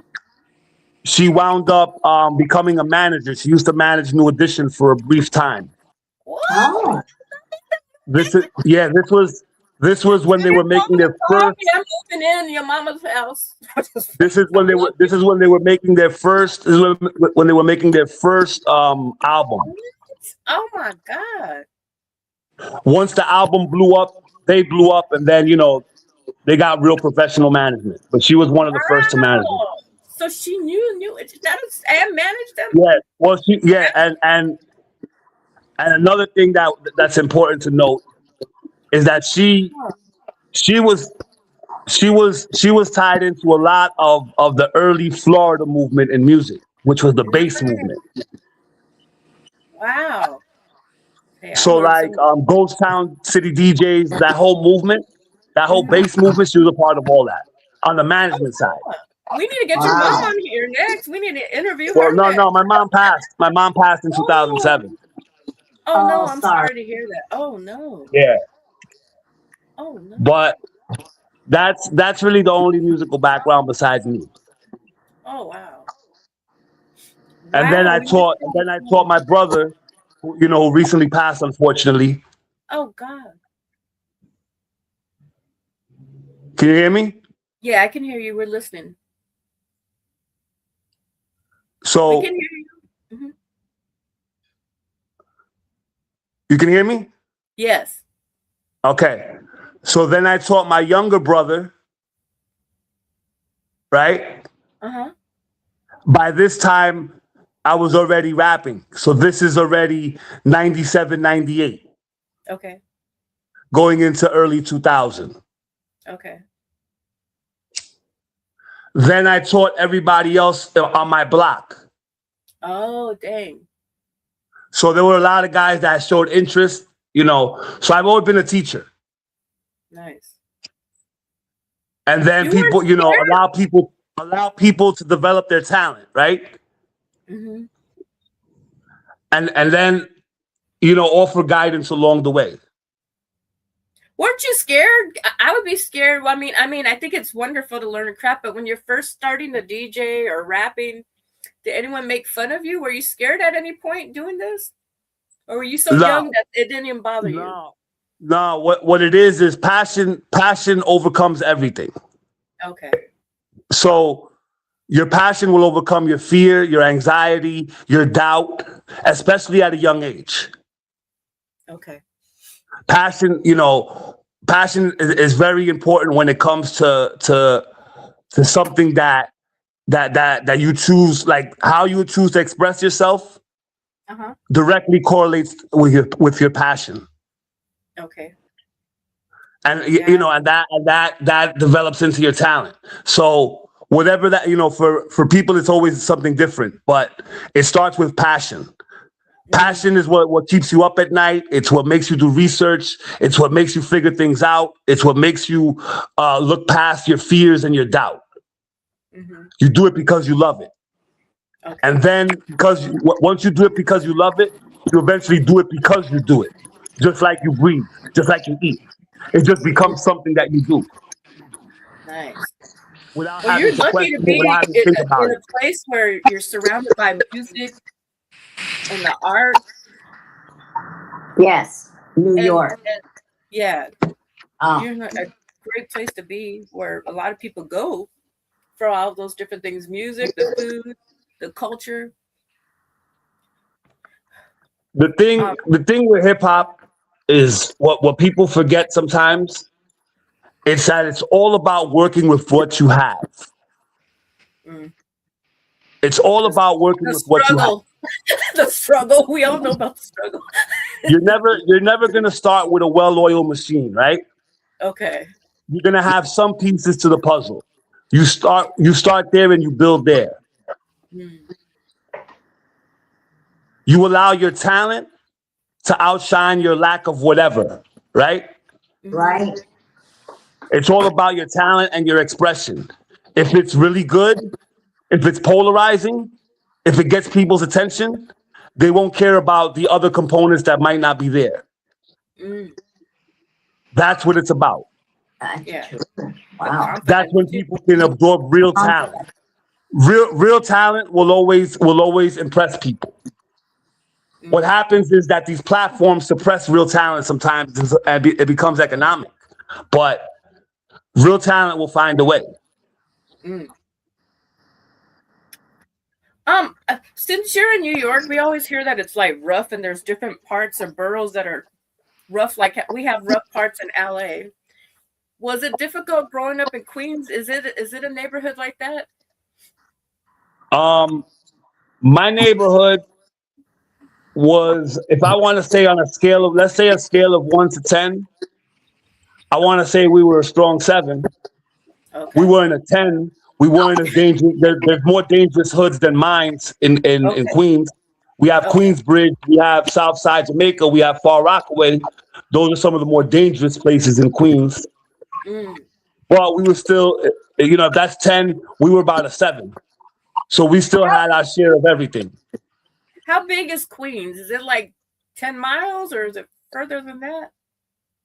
Let Splash answer that. Splash is good with those technical things. Okay. Splash, are you there? I think I need to add him back in. Queens is about 2/3 of a million of a mile. There you go. Wait, how far is it? A mile? So look, it's if you add up everything, right? Uh-huh.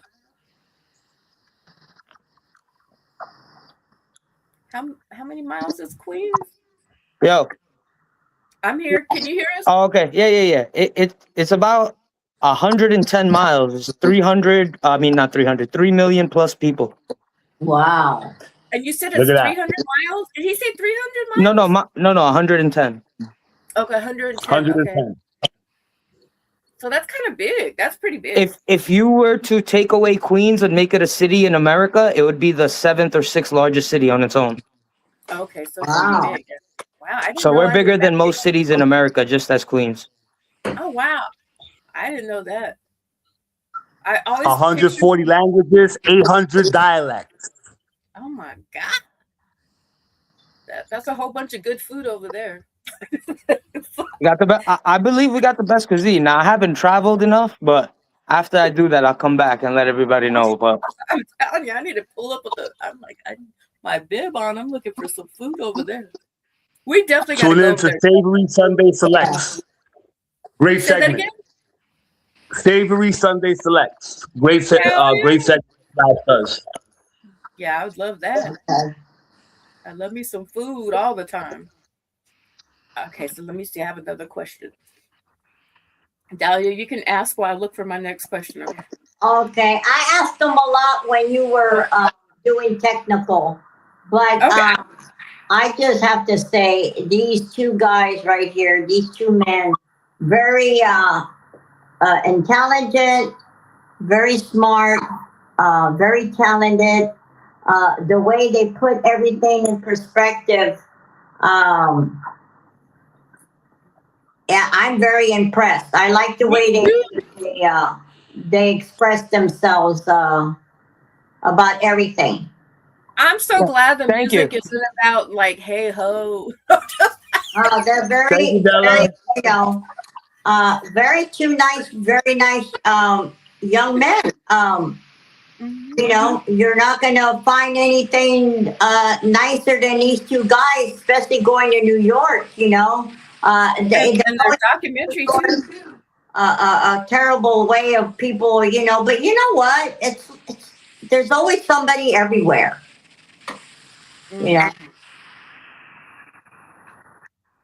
I want to know, why did you decide to do a documentary? Did Dahlia ask you that already? Yeah. No, Go ahead. Okay. No. that's a Well, very go good ahead. question. The reason I decided to do a documentary is because I wanted my story told, and I didn't want somebody else to tell my story. And in life, you never know how much time you have. I know, that's so true. Oh, yes. So true. Now, unfortunately, I wasn't able to put everything in the documentary. You know, there's a lot more to include, but I feel comfortable with at least the major points that a documentary covers. Okay. Not to mention, I did it on a cell phone. You know, I did it on my cell phone. That's okay. And As again, long that as you goes got it back out to there, working with what you have. right? I didn't have access to a videographer. You know, they were charging more than my budget at the time. Hey, you still got it done though. Yeah. I didn't even know how to really upload it. That's why the picture is so small. You know, I didn't really know the specifications. I think it turned out really good. I was impressed with the graphics. Thank you. Like, hey, some good graphics. It really looks nice. And again, it goes to a testament to talent. When you're talented and passionate about something, that will outshine the technical things. Everything could always be better. But what you want is for the talent to outshine and the message to get through. Yeah, that's wonderful, having a message, because a lot of these people's music, they sound lost.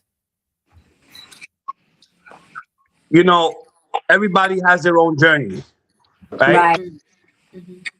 But it's important to know that regardless of the outcome, it is about the journey. You're going to have priceless experiences, things that only you will know about.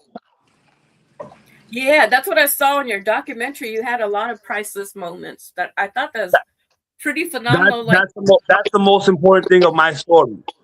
So I might not become famous, right?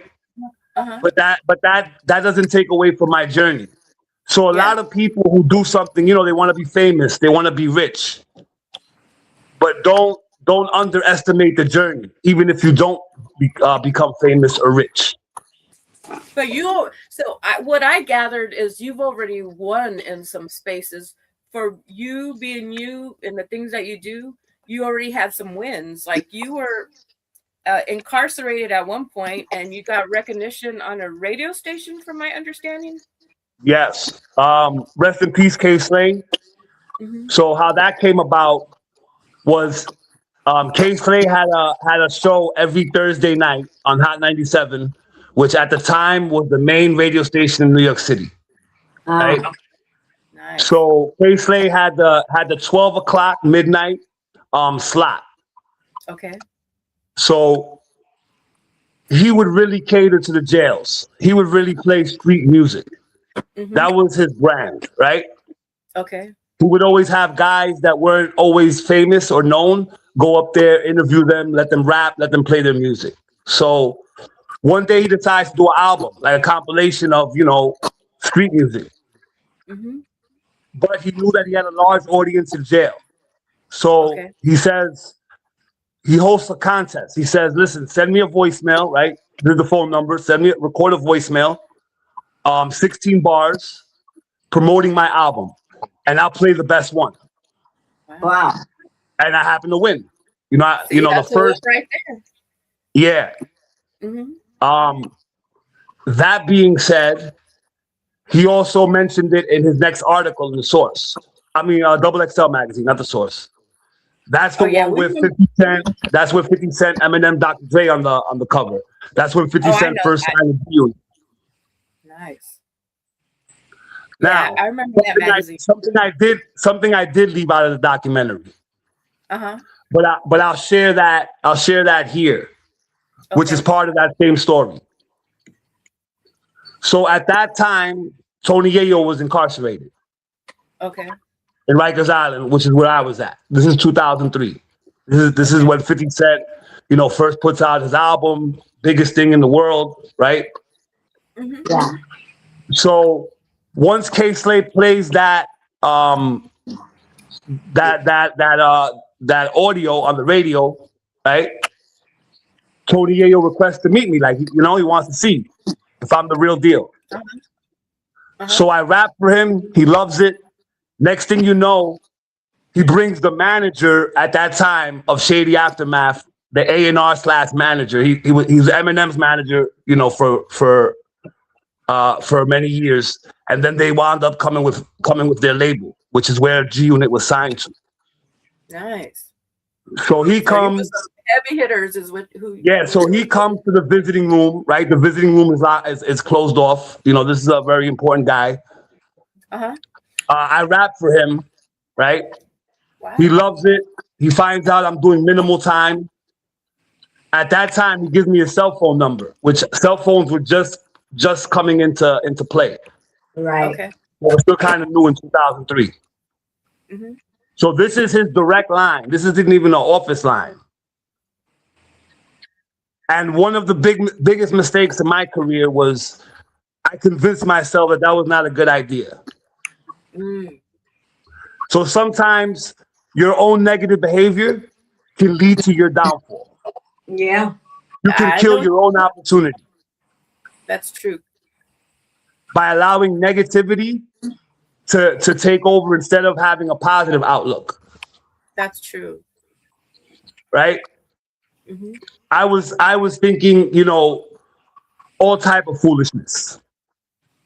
None of which was even reality. The reality was this guy liked the way I rap, and I had a very big opportunity when I came out of jail, especially having his direct phone number, which is a big deal. That's a very big detail. You know what I mean?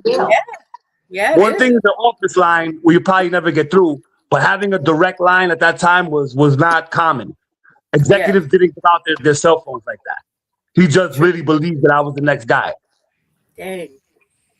So, that's one of the mistakes I made. Okay. So, anyways, not to stray off the topic, but most important when it comes to the documentary is you're gonna have opportunities in your life. Cherish them, appreciate them, and make the most of them. Yeah. Even if you don't understand them. There's a reason why the universe works this way. The universe will present opportunities for you. You just have to be able to appreciate it, understand it, and maximize it. That's true. Even if you think you're not ready. Understand that the universe thinks you're ready. So you step into those shoes. Okay. Overcome that fear, overcome that doubt, that anxiety. Okay. Very important. Get uncomfortable. And learn from your mistakes. Definitely. So you can play the next song. The next song was with me and Splash. First two were just me, but this next song was with me and Splash. Hold on, I got a couple more questions. Okay. Oh, I'm sorry. Okay? Go ahead. Yeah, I'm sorry. I got a gang of questions. I don't know how much time you guys got, so let me know if you guys got to be gone. I got all the time in the world. I got all the time in the world. # always working. I appreciate you guys, for taking your time out to interview us, and I appreciate everybody tuned in. Okay, good. So, did you ever, or do you have any goals in music, or is it just whatever? Let me know. You're asking me or Splash? Well, both of you guys. How about that?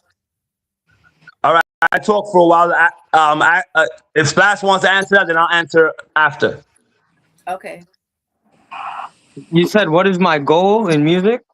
Yeah. Do you guys have goals in music, or are you just doing it just to do it? Is there anything that you want to hit? Just,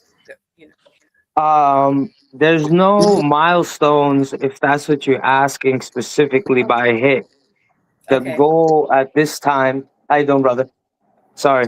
The goal at this time is to be able to affect as many people as possible in a positive manner through the use of the music.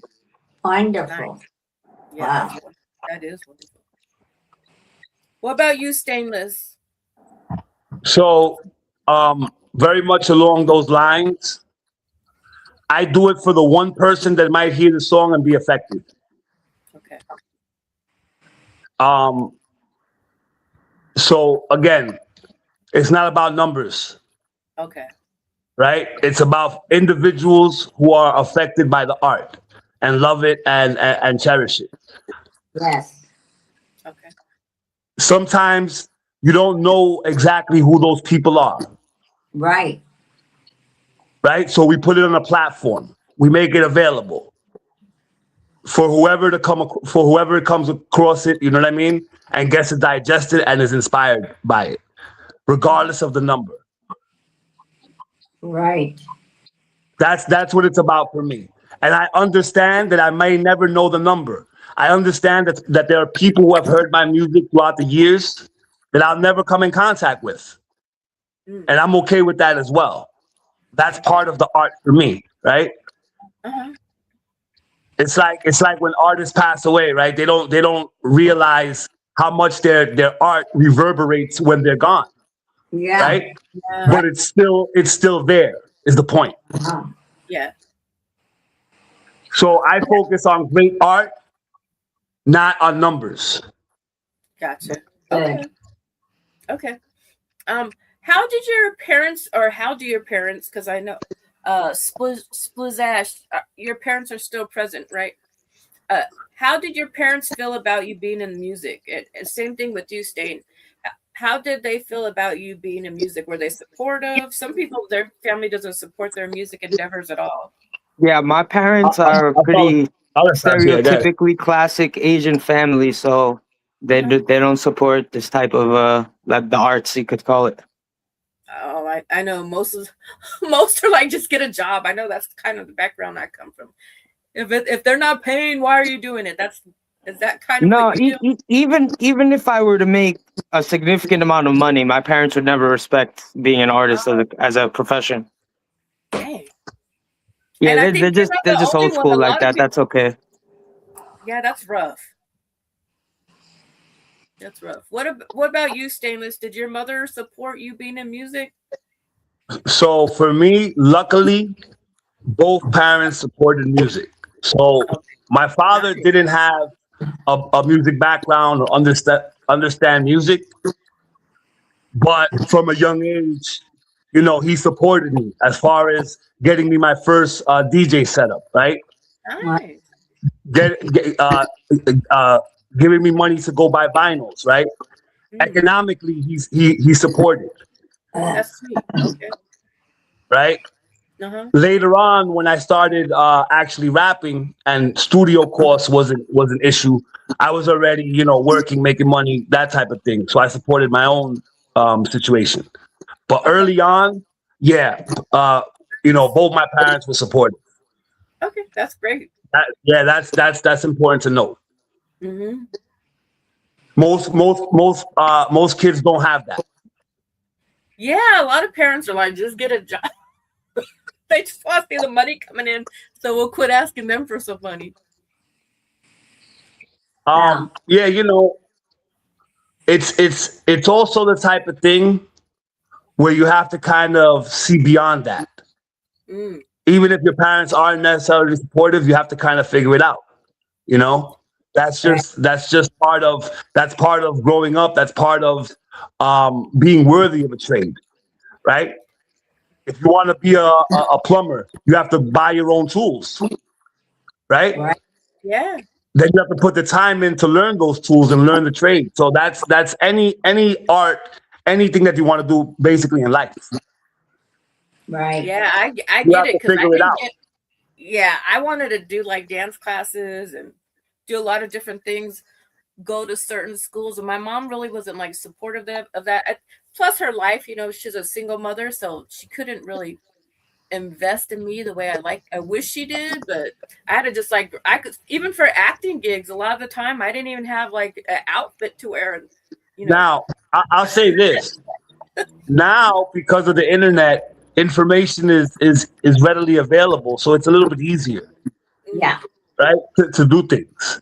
yeah, You know, when I was coming up, there were no opportunities really. Right. It was really difficult, you know, and I came up in a middle class / poor community, right? Okay. We were on the border of middle class and poor. Okay. So yeah, so what happens is there's fewer opportunities, especially in that time at that time. Mm. So it was harder. Now kids have at least have the information, have platforms, you know, they can get recognized, which can lead to funding, things of that nature. But Yeah. in my era, there was none of that. You had to literally figure it out. I'm telling you, it's hard just to keep a roof over your head at times. But this is what made people from my generation grow up quick. I always say that my generation grew up really quick. Mm. So, you know, that's always something to think about. Mm. If you're a person that has a lot of passion, you'll figure it out. And that's why so many young people right now are living their dreams. You know, they're starting clothing lines, they're doing feature films, they're doing their art at high level because there's so much information and platforms where they can share their vision, you know, and gain a following, gain fans, gain clients, start a business out of your passion. You know, we didn't have any of that. We had people telling us, shut up, go to school, or shut up, go to work. That's it. Exactly. We came up in that environment. There was no thinking outside the box. Exactly. Anything that was outside of school or work was not accepted. You have to understand this. In the 80s and 90s, and even the early 2000s, the internet took a while for people to accept, you know, that you have a side hustle or whatever. You know, it was always go to school or go to work. One of the two. Yeah. You know, if you're underage and you can't work, then you better be in school. Exactly. You're not in school, you're a bum. You don't face consequences. There was no, I want to do this, I want to be this, I want to practice this. Get the fuck out of here. Right. What the fuck are you talking about? You go to school and you go to work. That's it. There's no fucking, there's nothing else. I'm serious. Yeah, That should be a banner in the background. Maybe sports. Listen, the only exception was sports. If you were good at sports or you wanted to pursue that and had a passion, you might get a little bit of understanding from your parents and the community. You might get a little bit of understanding. You might. Because even then, it was still, you better be in school and be on the team. You're not going to fucking stay in the park all day and fucking think that you're going to go to the NBA. None of that shit. Hanging out in the park late at night thinking that you're going to play ball. We know the lights come off. You know, so fuck all that. You better be in school and go to work. And if you want to play sports, be on a school team. Right. And go to school practice and come the fuck home and do your homework. Right. That's just what it was. Yeah. This is the environment we came up. That's how we grew up. Yeah. And back in the day, before you guys were born, like either when you said about the arts, either music or acting or whatever, everybody looked at anything of the arts like, oh my God. Unacceptable. And that's dead. Yeah, the only way that was acceptable was if you did it through school. If you did it through school and recitals and you might be able to travel, you know, if you did that, that was probably acceptable. But you weren't going to be a musician. You better fucking go to college or you better fucking get a job. Right. You know, yeah, that's cool. You went to China, you know, to play the violin. That's cool. But when you come back, you better get a fucking go to college or get a job. Even then. We need a banner back here. You know, I'm just keeping it real. I'm just keeping it real. We lived in a very small world, you know, with limited knowledge. Back then. Yes, back then. I'm so glad things have changed now because we used, honestly, a lot of those jobs. That's how we grew up. That's how I grew up. Yeah. Yeah, back in the day. Wait.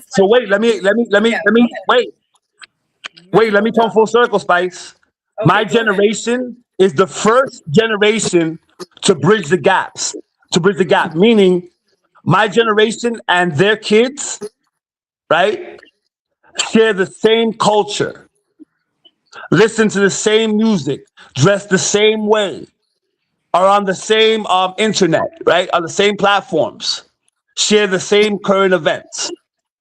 My generation is the first to bridge that gap.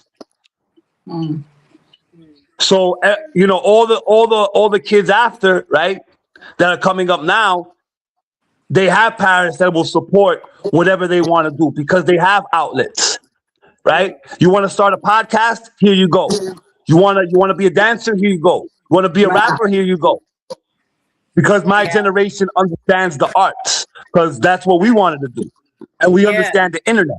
We're on the internet, so we know that you can make money on podcasts. We know you can make money as an artist, right? Yeah. So we support our kids, my generation. So now we bridge the gap. Mm-hmm. But the generations before that, get the fuck out of here. Mm-hmm. You know, so now kids can say, "Oh, I don't want to necessarily go to college.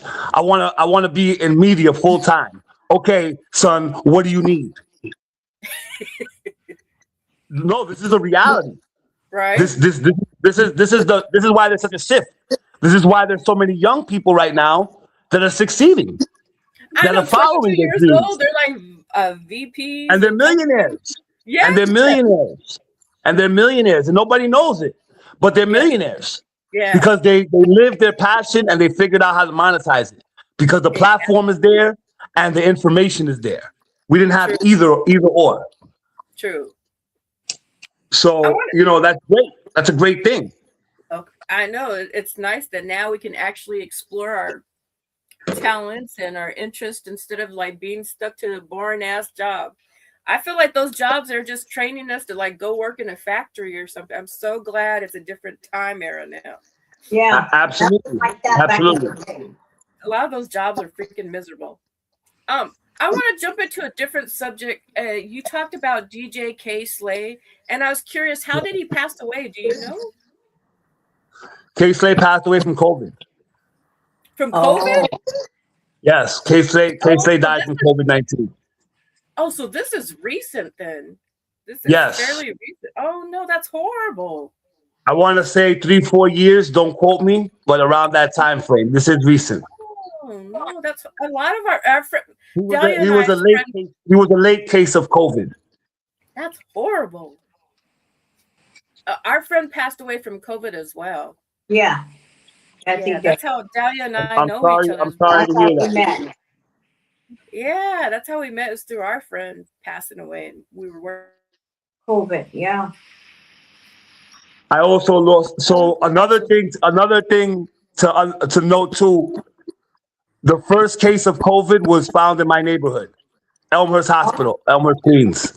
That's the first reported case of COVID-19 in the country. Right? You can look that up.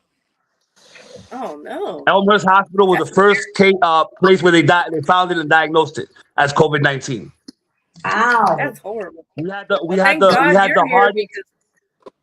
hardest epidemic in my neighborhood, and me and Splash was outside the whole time. You heard? They were saying, "Don't be outside." Me and Splash were one of the few that were outside the whole time. The very first day that shit happened, I came outside and there was no one else outside. I walked right up to the cops. I was like, "Are you gonna arrest me?" They're like, "Nah." I was like, "All right, so I could be outside even though we're not supposed to." They're like, "Yeah, it's fine." Call my guy Stainless. He's like, "Yeah, I'm already outside." I was like, "Yeah, come through. We're smoking these blunts." I'm already outside. You guys are crazy that I'm already outside. Yeah, what am I doing? What am I gonna do inside? You already know everybody. I was lucky because I was doing the job I do, so I get to be out and no one messes with me because it's considered what's it called, an essential job. So at least I would be bored stuck in the house all damn day long. That's a lot of the reason why I work. I do not like being in the house all day long. I got to get out and get a little bit of sunshine. For New York City, there was two events that had people inside, which was Hurricane Sandy and COVID-19. We was outside for both of them. What? Big facts. Niggas was smoking blunts during Hurricane Sandy outside. Oh my God. We should taking notes. We need to replay that moment. What? Oh no. I don't mess with no hurricanes. Okay. That's one thing I have. That's when we knew that they were going to start controlling the weather and make artificial weather. It wouldn't surprise me. And COVID-19 is where we saw biological warfare for the first time. So okay, they switched up. I believe it. Said, okay, they switched up. So it makes sense. Control the weather, and then you know what I mean. Spread the disease. Makes sense. Cocksuckers I believe a lot of that stuff because all I know day. I watched some documentary, and I believe it's in Africa, and some of the people have like two heads, and they believe that they're dumping a whole bunch of chemicals on this land, and all these people came out with deformities. So Oh, I'm sure there's a lot of things that go on that we don't even know about, unfortunately. terrible. Yeah. Wow. I was going to go on to another subject. I don't think a lot of people. Well, there's a few things I want to ask about. So, how do you feel about Latinos rappers? Do you think they get enough recognition?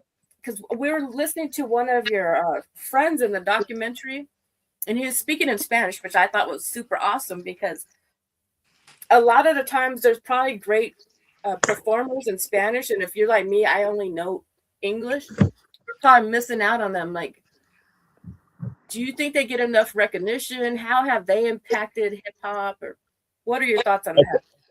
Okay. First and foremost, Ray Chester. Shout out Ray Chester, who was the guy in my documentary. Mm-hmm. Ray Chester, La Alma Secreta. You can look him up on YouTube. That's my favorite part of the documentary, by the way. The Ray Chester interview. That nigga says some real ass shit. He did. I like him too. So, I think He did a good job translating those subtitles. Thank you, buddy. Mm-hmm. So this is very important because Ray Chester is a very special person. Mm-hmm. Ray Chester is in my neighborhood, which eventually reverberated around the world, the first one doing Spanish hip hop and being accepted by the English community or the hip hop community, the black community. He was the first. And he's over there kicking it on the wall like nothing, right? So he just blends in. Now let me be clear. Hold on. Let me be clear. He's not the first Spanish rapper, but he's the first Spanish rapper of significance. Let me be clear. Okay. Whether people want to admit it or not, especially at that time, New York influenced the culture around the world. I believe that. Still does. This is when information was limited. So everybody wanted to know about New York. What was the newest thing? So that's where his relevance comes in, right? So he was able to be accepted among the blacks, which was very important. And then he was able to get on some major platforms. Nice. Very early. Wow. He was also the first Latin rapper to win a Latin Grammy off of a mixtape, which is not an official album. Wow. Oh. He was also the first Latin rapper to go and take his music around the world. Nice. People who follow Latin hip hop. I want to be specific, not reggaeton, not dembow, but Latin hip hop.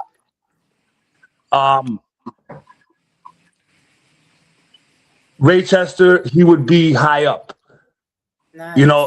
as one of the main influences from the beginning. So that was very important that his story get told. Unfortunately, Ray Chester ran into some legal issues, which kind of halted his career. But again, I always wanted to make sure his story gets told. Okay. Ray Chester was also the first person to encourage me to rap in Spanish, which led to a legendary collaboration with Carlos Santana. I've seen that. So yeah, you guys think that. So that's why I had to, that's why I had to give him a flower. Stainless Steel has been with like a whole bunch of headliners over here. One thing about New York, if you're in the scene, right? If you're out and about, if you're in the culture, you're gonna run into people of high caliber, right? And you're gonna have those experiences. It's not about it being recorded or anybody else knowing about it. It's about a personal experience that you get to have with a legend. Okay. Now we happen to get a recording. Great. Wow. Just being in the same room with Carlos Santana. Hold on. Just being in the room with Carlos Santana Wow. Him being inspired by what I'm doing to actually want to be on the record, and he wasn't even supposed to be on the record. He just came by because he knew the band. He was working with the band, right? Him being inspired, me inspiring a legend, whether that song comes out or not. That's an experience that's priceless. Priceless. Yeah, right? it is, because I love his music. Priceless.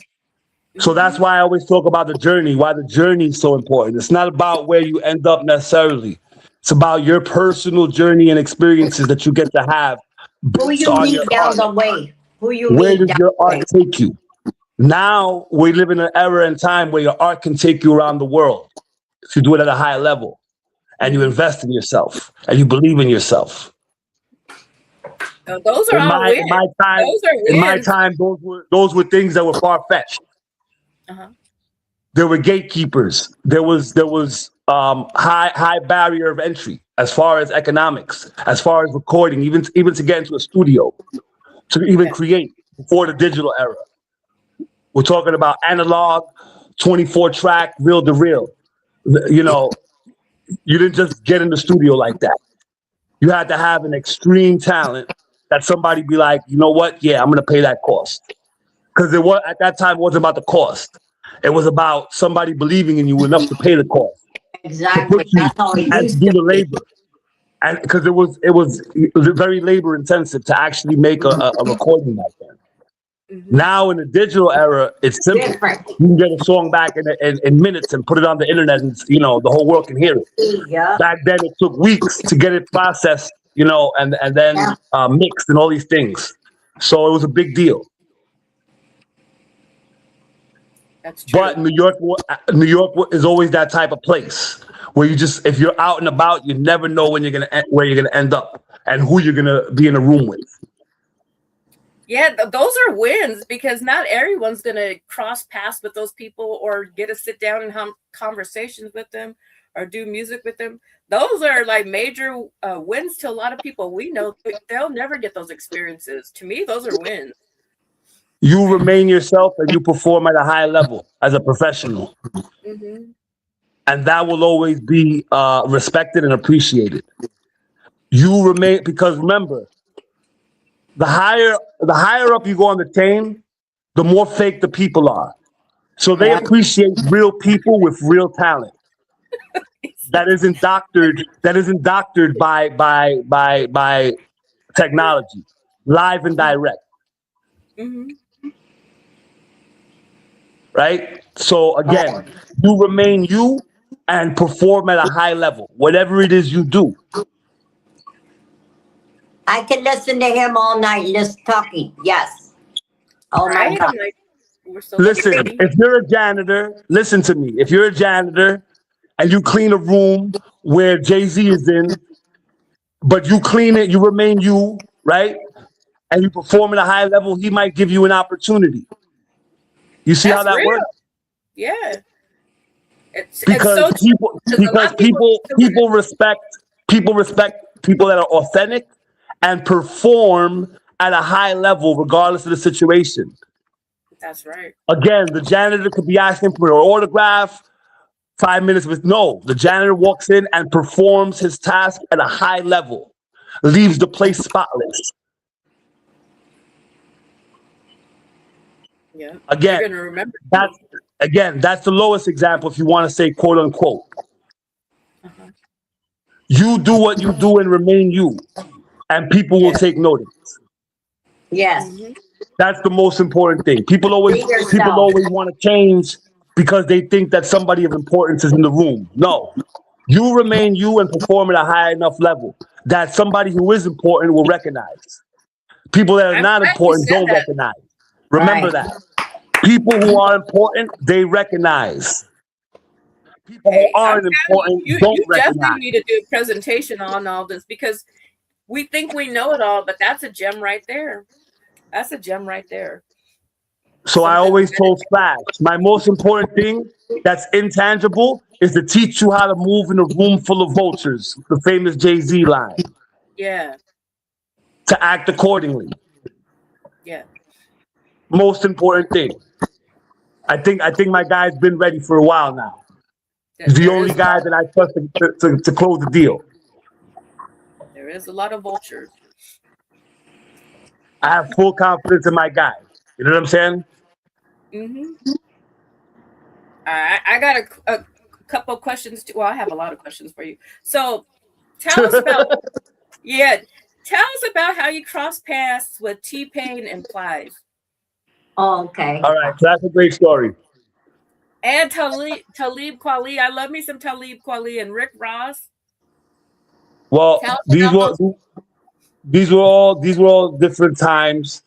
Okay. T-Pain and Plies was at the same time. They Okay. were doing an open mic in Fort Myers. At the time, Plies is from Fort Myers. T-Pain is from Tallahassee, but T-Pain had already heard that Fort Myers was doing these open mics. Okay. So they linked up. I happened to be at that open mic and meet them, right? Whoa. Okay. All right. At this time, Plies is reaching out to DJ Khaled in Miami, who has a pirate radio station. Dang. Plies has ties to Rick Ross, Trick Daddy, and Pitbull. Oh, Wow. dang.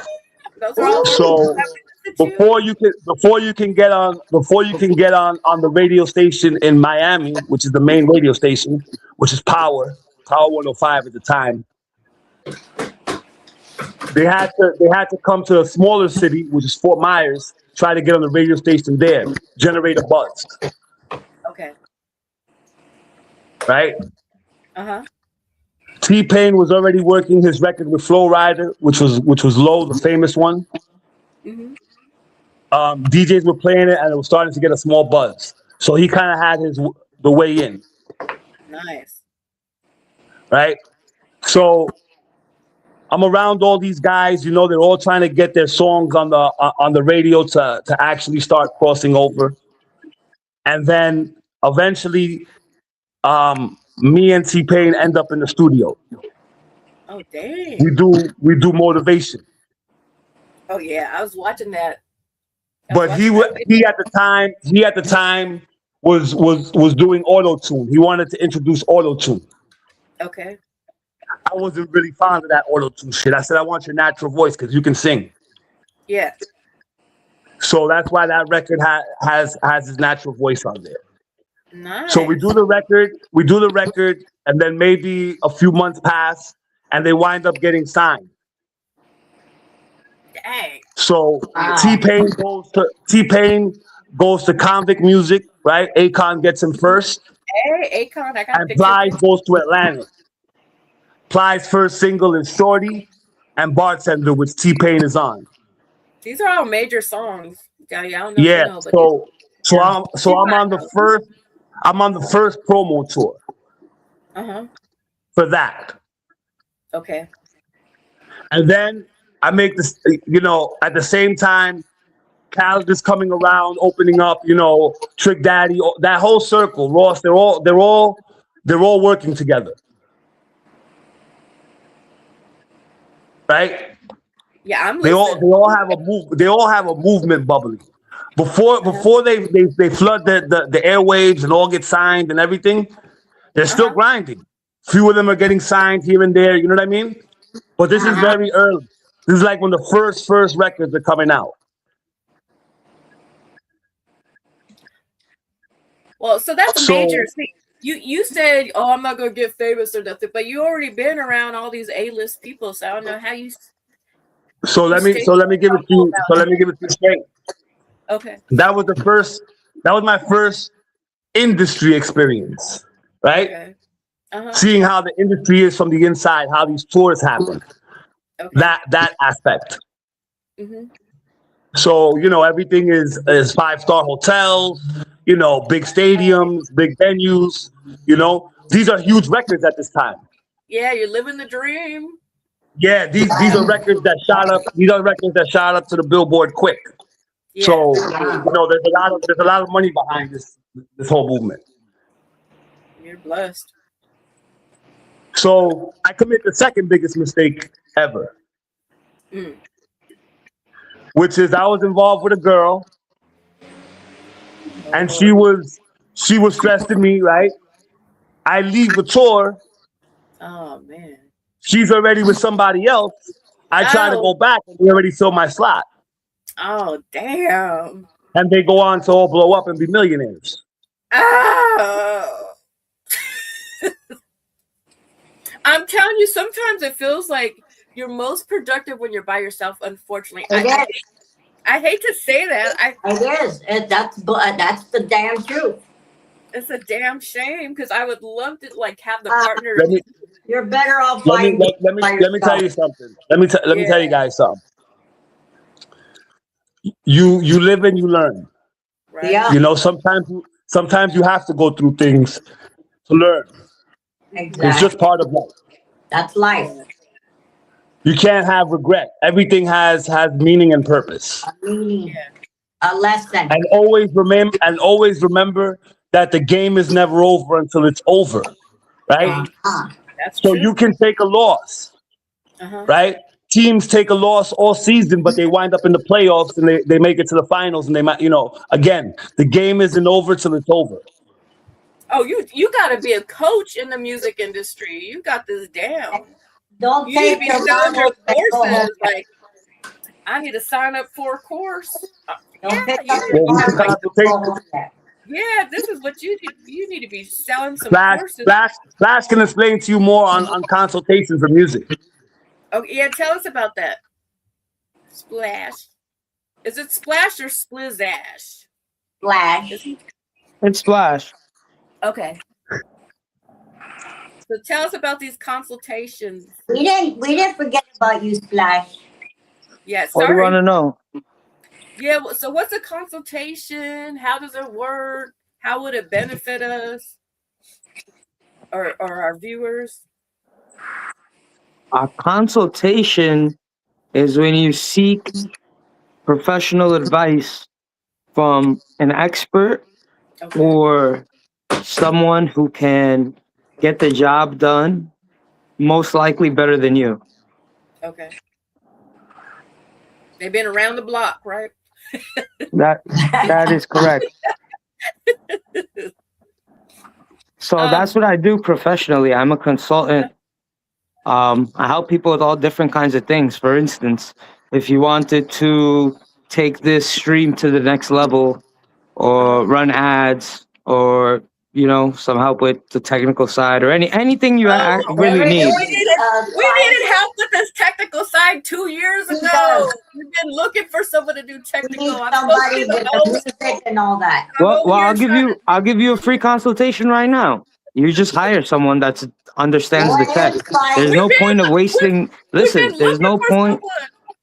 There's no you. If you can't find someone, you haven't offered them the proper value. There's not a lack of people who can do We the thing. posted on there. We posted on there. I don't know where they're at, so I don't know what. Are you offering money? That is something I definitely will offer money for, and I even Yeah. say on So you see, you got to be clear. So look, I'm gonna give you a free consultation right now. You're not clear on your value proposition. You're not looking for an employee. You're looking for an intern who will work for free. If you say that, I'm sure you'll get totally different leads. which one do you think is better, a paid person or an intern? That's not even that's not even a question. A paid person every single time. Oh, okay. I mean, think about it. Let's say you volunteer to do something, right?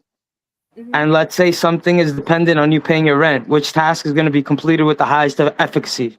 Yeah, that's right. Whatever's paying the money, that's true. There you go. Yeah. But no, I definitely put on there that are paying. I need someone to do this because it's just too much for me to figure out, walking back and forth. I need someone. I've been needed someone. there it is. Yeah, in front of you, girl. listen, I'm telling you, if you don't have a significant amount of money, what's a significant amount of money? At least the bare minimum wage, 40 hours, right? So I don't know what's the minimum wage in Cali, like 18? $18 Yeah, $18 All right, so you need $3,000 a month for one minimum wage employee. So if you don't have the capacity to pay someone $3,000 a month, then you need to find another way to solve this problem, and that would be an unpaid intern. And for an unpaid intern, I will tell you now for free, the person is going to be unskilled. You must train them. Okay. So look for an intern. I mean, Absolutely. I don't Find a young woman, 17, 18, 19, who's interested in this space, who's like, yeah, I'm interested in learning about streaming. And you're like, oh, you want to learn about streaming, kid? Come here, sit down, figure it out. Okay. And then you coach them and guide them and make it a nurturing environment. And then mentor them. you'll have a trained employee. But I'll give you the warning now. When you have a trained employee, don't be surprised if she leaves to a place that plays her properly once she's trained. I don't mind paying someone, but we can't even find someone. And that's impossible. That's impossible. If you go on Indeed, Craigslist, Fiverr, and literally just write, yo, minimum wage or whatever they think, like $18 an hour, technical help, whatever. I promise you, in 48 hours, you'll have too many people to even respond to. Okay, so I've been looking in the wrong places. Absolutely. Indeed is like fucking $10 to like post ads. Don't buy like a permanent membership. Just buy like, whatever. You don't even need Indeed, to be honest. Start with because you have a presence online. So just post on social media. People will share it. I promise you, people will hit you up. I've been doing that, haven't I, Delia? Haven't I been looking for a person? I made a post a few times. I posted it, Mary, on Facebook, Instagram, TikTok. I think we need to go to 5C. Delia's my witness. I have been trying. I will pay you to come do this. Oh, please, yeah, I'm her big witness. All right, so if you can't solve your problem digitally, right? It's one of two reasons. Either you don't have the digital infrastructure, which is what I thought, right? Like you have the digital infrastructure, or you're just not good at the digital game, and that's okay. So alternative approach, right? Go back old school. Pick up your phone, call everyone you know who has someone that is young in their life, and be like, "Yo, listen, you fucking kid need a job or what?" Gotcha. Okay, hey, that was a great consultation. There you go. No, I'm gonna try Fiverr, and what was the other one you suggested? Craigslist, Indeed, Glassdoor. Okay, I will definitely be like in cahoots. What's Glassdoor? It's just a job application website. Yeah, I've heard of that one, Delia. It's Glassdoor like a job is for the arts. Anybody in the business of everything, or? No, it's for everything. It's just a general job marketplace. Oh. All right, I got some more questions, you guys, but thank you. So now we know what consultation is. Yeah, I just got one live on stream. Nice. Strategies and solutions. You see that? No, yeah, I think we've been sleeping on you guys. No, I know you guys are talented, but I think Stainless still is very humble about it, because look at the people he's done music with and worked with. Yes. These are A-list people. Yes. These are like headliners. Right. So I think he's really humble about it. Both of them. You can only learn if you're humble. Remember that. You can only learn if you're humble. Yes. Yeah. We'll meditate on that. The first part of learning, right? Understanding that you don't know, regardless of your past experiences. And that's okay. It's okay to not know. It's okay to be humble and not think that you know everything. That way you're open to learning. Anybody can teach you something. And you have to know and learn in this business. You're not going to be everybody's cup of tea. Right? Absolutely. You got to be okay with that. Absolutely. Right. For real, yeah. We could only be a. Know that. Well, okay. I'll say this. I'll say this. There's over 850,000 different tea blends, so it would be pretty foolish to assume that everyone would drink the same tea anyway. He's so silly. I know. Right? I know. Okay, so my next question is for Stainless Steel. Tell us why your film is titled Tunnel Life. Tunnel Life is actually that was a vision / label I was trying to start, turned into a company, right? Mm-hmm. And that had a specific meaning, right? Which was being a bridge Mm-hmm. That's what a tunnel in essentially is. Uh-huh. It's a What? bridge, Oh, right? Mm-hmm. And that bridge is the people of my generation and the generations to come, and coming to an understanding Mm-hmm. and learning slash teaching, right? Okay. That's one interpretation. The second interpretation is absolute focus, right? When you're in a tunnel, you see the light at the end. And that's how you have to be with your goals. I thought that was just I was like, whoa, that is so mind blowing. I was like, I didn't know stainless steel was deep like that. I thought that was a great what is that term called?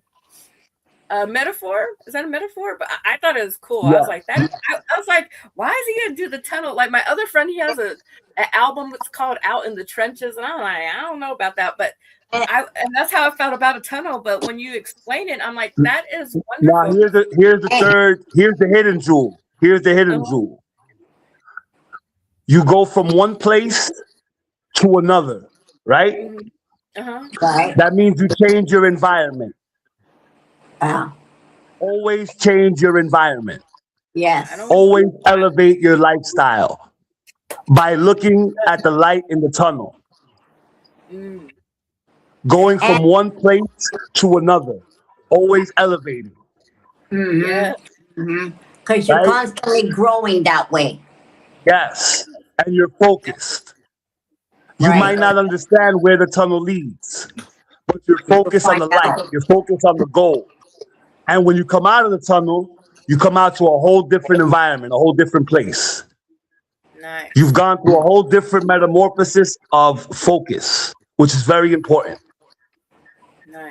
You were able to make it through to the next level in life because you were focused. Yeah, I was blown away by that. I was like, what?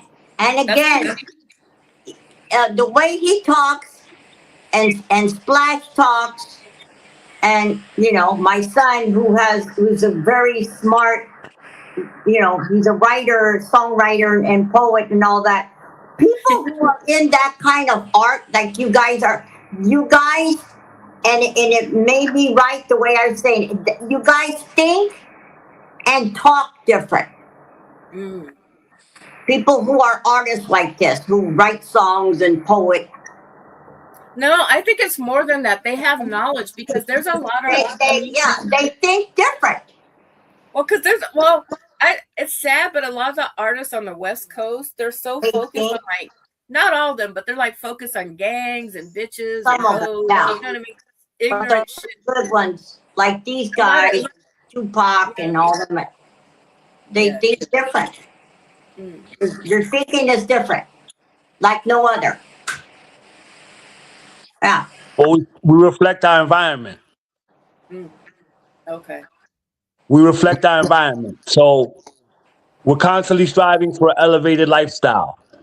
Along that journey, there are many jewels that we leave people and give people so that they can think about a different perspective, think through a different perspective, right? Mm-hmm. But it's not about always accepting your circumstances. It's about overcoming your circumstances and getting to a better place. Oh, thank God we finally And as break an artist, your art should constantly be evolving, right? You talk should about constantly different be subject what? matter, different experiences. This is part of life. You don't get stuck in the Constantly same evolving. sound, same topic. Unless you're stuck in life, right? It's a reflection of where you are in life. Right. So, something to think about. So do you have children? Stainless steel? They know. Oh, no children. Okay. No. Glad either. I already asked them that one. Okay. Is it difficult dating a musician, both of you guys? Is it difficult dating someone like you guys? That's kind of a unique question, right?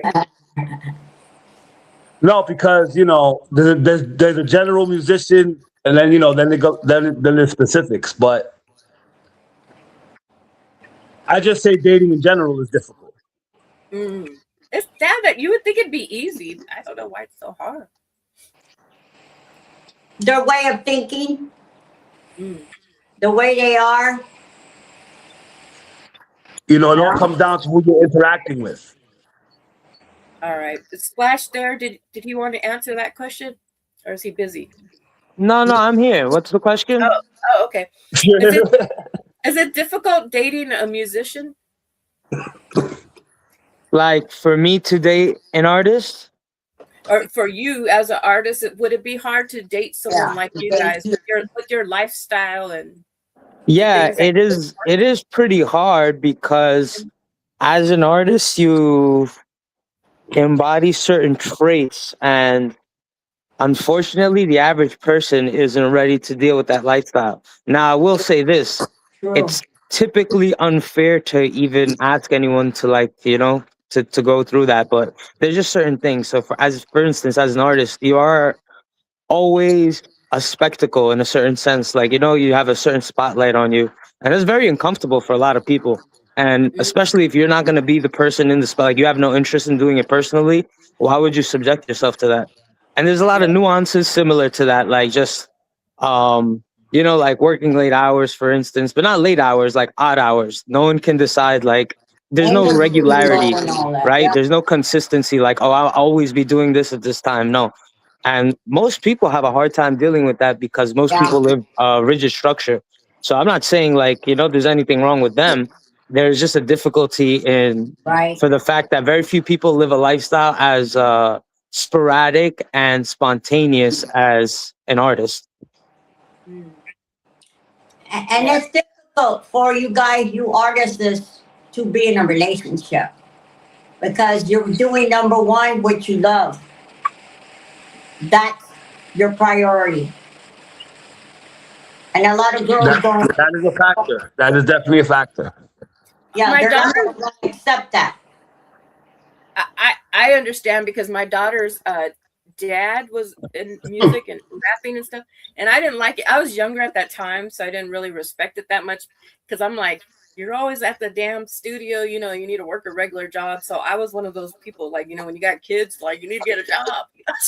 And he was making no money from the music. So at that time in my life, well, especially to the type of music he is doing, I didn't really respect it. So I guess it depends on, like, where they are. Is their music going to make us some money? Or are we going to be starving because he wants to go to school?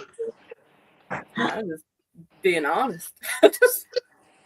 No, well, that's assuming that they don't make any money ever. Like, you can make money just not for music and also be doing music. Okay. And he was making money nowhere. Yeah, so that's not an artist problem. That's not a music problem. That's a human problem. Right? Right. So I was like, oh no. Starving. For real, who's gonna pay for these kids? Funny. The reality of music right now is that it takes a large investment, and that doesn't necessarily guarantee an ROI. That's true. So there's many factors. It's a very tough. If you're looking for music to be your main moneymaker, you're delusional. You know, Right. Just like acting. Yeah. I know, it's sad. You know, It's sad. unless you can secure a contract that benefits you, you know, that's something different. Mhm. But those are not being handed out right now. Unfortunately, music. Uh-oh, what happened? Oh no. And Stop talking. he'll probably come back in. Adelia, you asked them already what. No, they're in the beginning, not a lot of people did it. So, you guys hear me? No, we didn't hear you for a while there. You were in and out there. Yeah. Yes, I'll repeat it. So music right now is very difficult to monetize, right? It's not something that you can say, oh yeah, I do music, I'm gonna start making money tomorrow. It just doesn't work that way. No. There's a lot of investing that you have to do, and then a lot of luck and a lot of factors, right? Uh-huh. So that being said, you have to always have primary ways of making income, whether that's a job or your own business that actually makes income. Right. Right? That's number one. Yeah. Now, if you can support your lifestyle through however you make your money, and you have money to invest, and you choose to invest in music, that's a long-term investment that you also have to be ready to accept that it might not have an ROI, but you do it because you're passionate about it. You do it to express yourself, right? People have hobbies that cost money, right?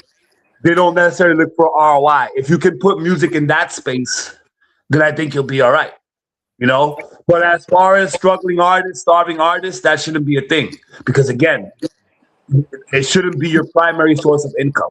Not in 2026. Unfortunately, again, music has become devalued, right? Yeah, different. That's horrible. That's Because so many people, quote unquote, do it. Yeah. And it's so easily accessible. You don't have to necessarily pay for it. In my era, you had to pay for it. well. People bought albums. People bought cassette tapes, you know, CDs, whatever. You know, now people don't buy, they stream barely. Yeah. Yeah. And even that math isn't sustainable. You have to be realistic in life first and foremost. Amen. Yes. Well, Delia and I, we do acting and creating stuff too. So like if we have like a future film or something project that we're working on, we would definitely buy music from you guys. You guys would be perfect in like if we're doing a film or something like that. Have you done that? Have you been trying to submit your music? We can definitely do something. We can definitely do something catered to the film. You know what I mean? Okay, good. So you're not picking We'll a make your random music song. just for your film. That would be awesome. You guys, I would definitely buy your music. Say that again, Delia. I said, "Oh, how sweet." Yeah, because there's only certain people you want to deal with. Certain people, I'm like, nah, I don't want this in my song. And these guys are more as professional as you're gonna get. Yeah, they're really good. They're professional as much as you're gonna get right here. That's true. They know exactly what they're going, where they're going, and what they're gonna do. That's what you want. Yeah. And also something to keep in mind, we do consultation for film scoring as well. So if you just want us to handle, you know what I mean? And that doesn't necessarily mean it's gonna be all of our music, right?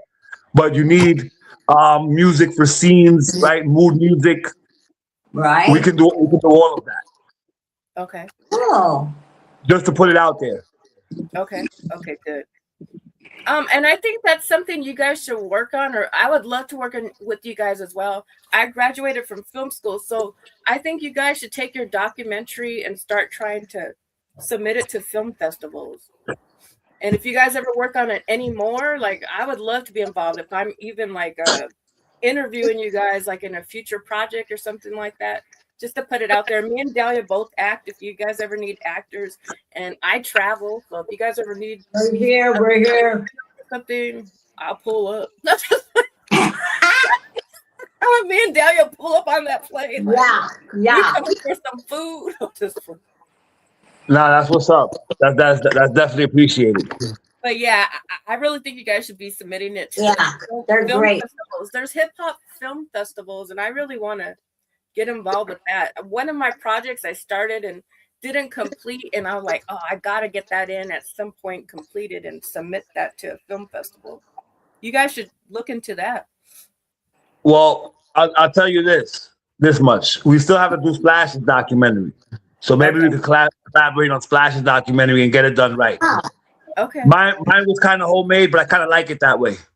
Okay. Hey, that's your story. Yeah. But we could definitely work on Splashes from the ground up. You know what I mean? If Splash is interested. Okay. Because Splash definitely needs a documentary. Yeah, I was checking him out on Instagram, and he's got a really unique look and flow. And I like it. What did you say? A really unique what? Look and flow, like style and presence. So I think both of you guys are cool like that. You guys collaborate together. Thank you. I really appreciate it. Yeah, we got Great. like two different flavors going on over here. Yeah, very good collaboration. And I love that you guys are representing for different cultures that are not always like in the front of hip hop. But I love Right. that hip hop embody, it has everybody in it, but sometimes we're kind of not like at the front of it. So it's wonderful that you guys are representing these Yes. different populations of people. Well, in our neighborhood specifically, Uh-huh. Hispanics and brown people get along. Like we interact, right? I Right. love that versus the West Coast, they're kind of like Yeah, divided. that's how we got to know each other. You know what I mean? Uh-huh. We're definitely intertwined, All right. and it's also one of the few places in New York City that it's like that. Okay. Wow. Elmhurst is just a very unique blend of cultures. Okay. It's just the way it's always been. I like that about New York. I think that's what everybody likes. There's so many different people there. Yeah, so it's one of the coolest things. Like I said, New York is one of the most diverse place, and then my neighborhood specifically is the most diverse place in New York itself. That's awesome. So yeah, that's always a blessing. Mm-hmm. I love that. So we get exposed to a lot of different cultures. Which is good. More different types of food. That's Yeah, different types of food, different types of music, different types of art, different types of lifestyles. All of these things play a part. Yes. Telling you gotta check my page. Like the We last are. yesterday, I just put up some Nepali food. I bet you have never seen that food. Oh, I definitely gotta look because I love me We're some gonna food. do all that before we get off. Everybody's gonna get everybody's Contact your follow each Yeah, you other. guys should already be following each other. Oh, I know this might not be your guys' thing, but what is your favorite dance move? Do you guys do any, like back in the day we did like a hit and play, Cabbage Patch? Do you guys have a certain Roger Rabbit? Do you guys I come from that era, Spice. I come from that era, Spice. That was the beginning. Uh-huh. That was the 80s. Uh-huh. I come from that era. Okay. What is your favorite dance move? Do you guys have one? Or do you guys just go from side to side? That's how most dudes are. They're like, So I'm not one of them dudes. what do you say? what did he say? I'm not one of them guys. Right? I'm telling you, that's what most of dudes do. Okay. Nah, I What love to about- dance. I was just at my homegirl threw a rave the other night. I I love was dancing dancing. all night. Oh, I used to go to raves back in the I day. love dancing. I'm a big ham. Okay, Delia. Big ham. Delia and her dancing shoes. I'll be doing the I same grew old up crew in stuff. the 80s, 70s and 80s. Disco and all that. Oh my God, that's when I was born. Actually, I'm lying because in one of our freestyle videos that we did recently, I was dancing. Okay, good. Yeah, we like I to was, get I was pretty saucy though. That was right after the club. I was pretty saucy. That's why they got to see the dance moves and the beat. The beat was a West Coast beat. And the beat was a West Coast beat. Spice, you heard? say that again. The beat was a West Coast beat. Oh, nice. What was I gonna Splash, say? what volume is that? It's 31, I think. The Yaya. 30, 31, maybe. What is Yeah. that? What is that? That was one of our freestyles. You'll see me dancing in that video. That's very rare. You'll never see that ever. But I was pretty saucy. I was pretty saucy that night. So you was saucy. Yeah, so they got to see a dance move. That's about as much as they get. That's as close as you come with me. You guys aren't gonna dance on here for us? You guys gonna dance for us? Negative. Negative. Okay, I thought I'd ask. Dance for us sounds derogatory. Oh, come on. Even if we throw $1, no, I'm just playing. So talking about dancing and music. Our last song that we're gonna play, Rhythm. Tell us about it. Why did you guys create this? What were you thinking? Well, rhythm is a classic sample, Okay. right? Rhythm is a dancer, Okay. I like right? that. Classic dance song. Okay. So I came across this beat on YouTube, Mm-hmm. and I thought it was a great remake. Okay. So basically, I wanted to just concentrate on just having a dance song, right? But Uh-huh. concentrating on just the word rhythm Okay. and building something around that word. Okay. And both of you guys are on this track, right? Yes, yes. Flash can Okay. explain to you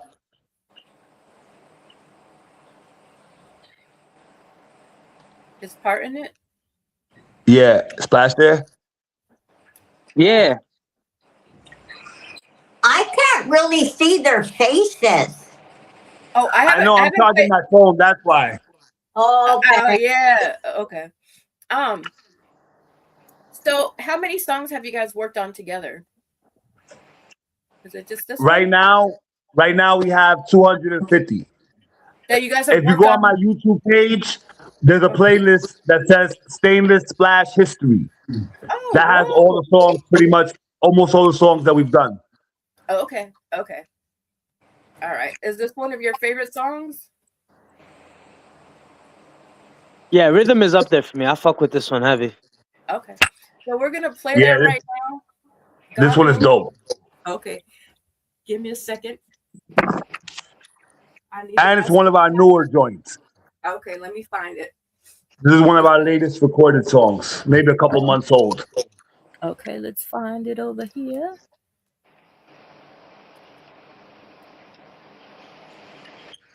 I'm having issues with this because I put lotion on earlier, so just even touching the tablet, the craziest thing. I'm like, the weirdest thing happened. I'm like, oh my god. Like next time, maybe I shouldn't put no lotion on.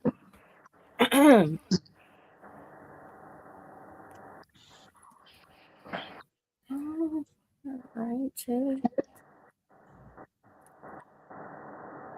we go. I hope. You guys hear it?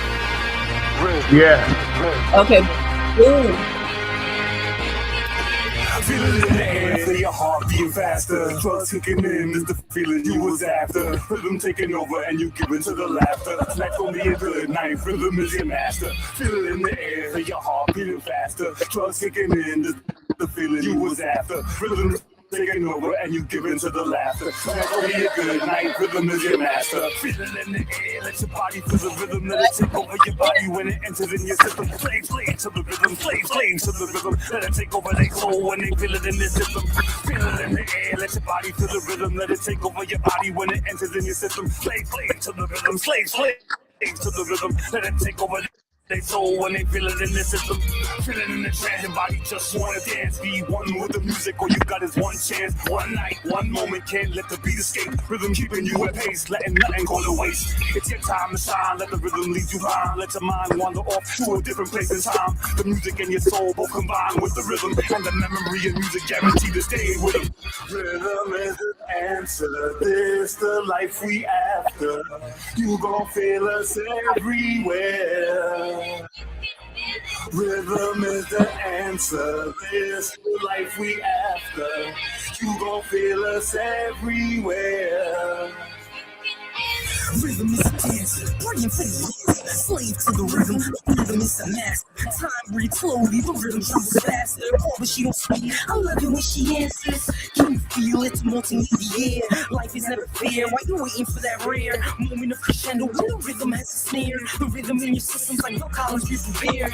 Don't fight the feeling, let it envelop you. The rhythm takes flight and then develops you. A transcendental journey. You're a slave to the rhythm, fighting through the light, breaking through the prison. Chained to the sound, but about to any prison. Surrender your soul, let the rhythm make you whole. Let the rhythm take control, let the rhythm stay explode. Fade up from reality, no rhythm take hold. Rhythm is the answer, this the life we after. You gon' feel us everywhere. Rhythm is the answer, this the life we after. You gon' feel us everywhere. This song made me want to go to the club. I Ah, love this That song. was the purpose. I'm That like was the amped purpose. up. That song just be amped up. I'm telling you guys, I'd be at the club, especially back in the day, I would have been all up on there on the stage and everything. Yeah. I like that song. That's a lot of good music, you guys. So I can't believe Yes, very 200 talented. tracks that you Thank guys. you so much. Very talented. Is there anything you want to anybody you want to shout out or any last words on? Well, okay. Any shout outs first of all, you guys? Yeah, I wanna shout out my guy. Oh, you wanna go first? No, go ahead. Go first, Sam. Oh yeah, I want to shout out you guys. Thanks for having us on this stream and this interview. Really appreciate it. Shout out to my guy Stainless for all the years of stuff we did together. And I want to shout out my guy, the Visionary. He's the guy who be shooting all of our video stuff and doing all the editing. Yeah. My guy. Yes. And you, Stainless, who do you want to shout out? First, I want to shout out all you guys for actually giving us this platform. Oh, thank you. You know, Spice Stella, thank you so much. Shout out my guy Splash for an amazing journey, you know, and we keep pushing every day. So, and also everybody listening. Unfortunately, I don't get to see the chat, but whoever tuned in, thank y'all for tuning in, you know, and giving us your time. It means the world. I have another question. Do you guys have any last words for an ex? Hey.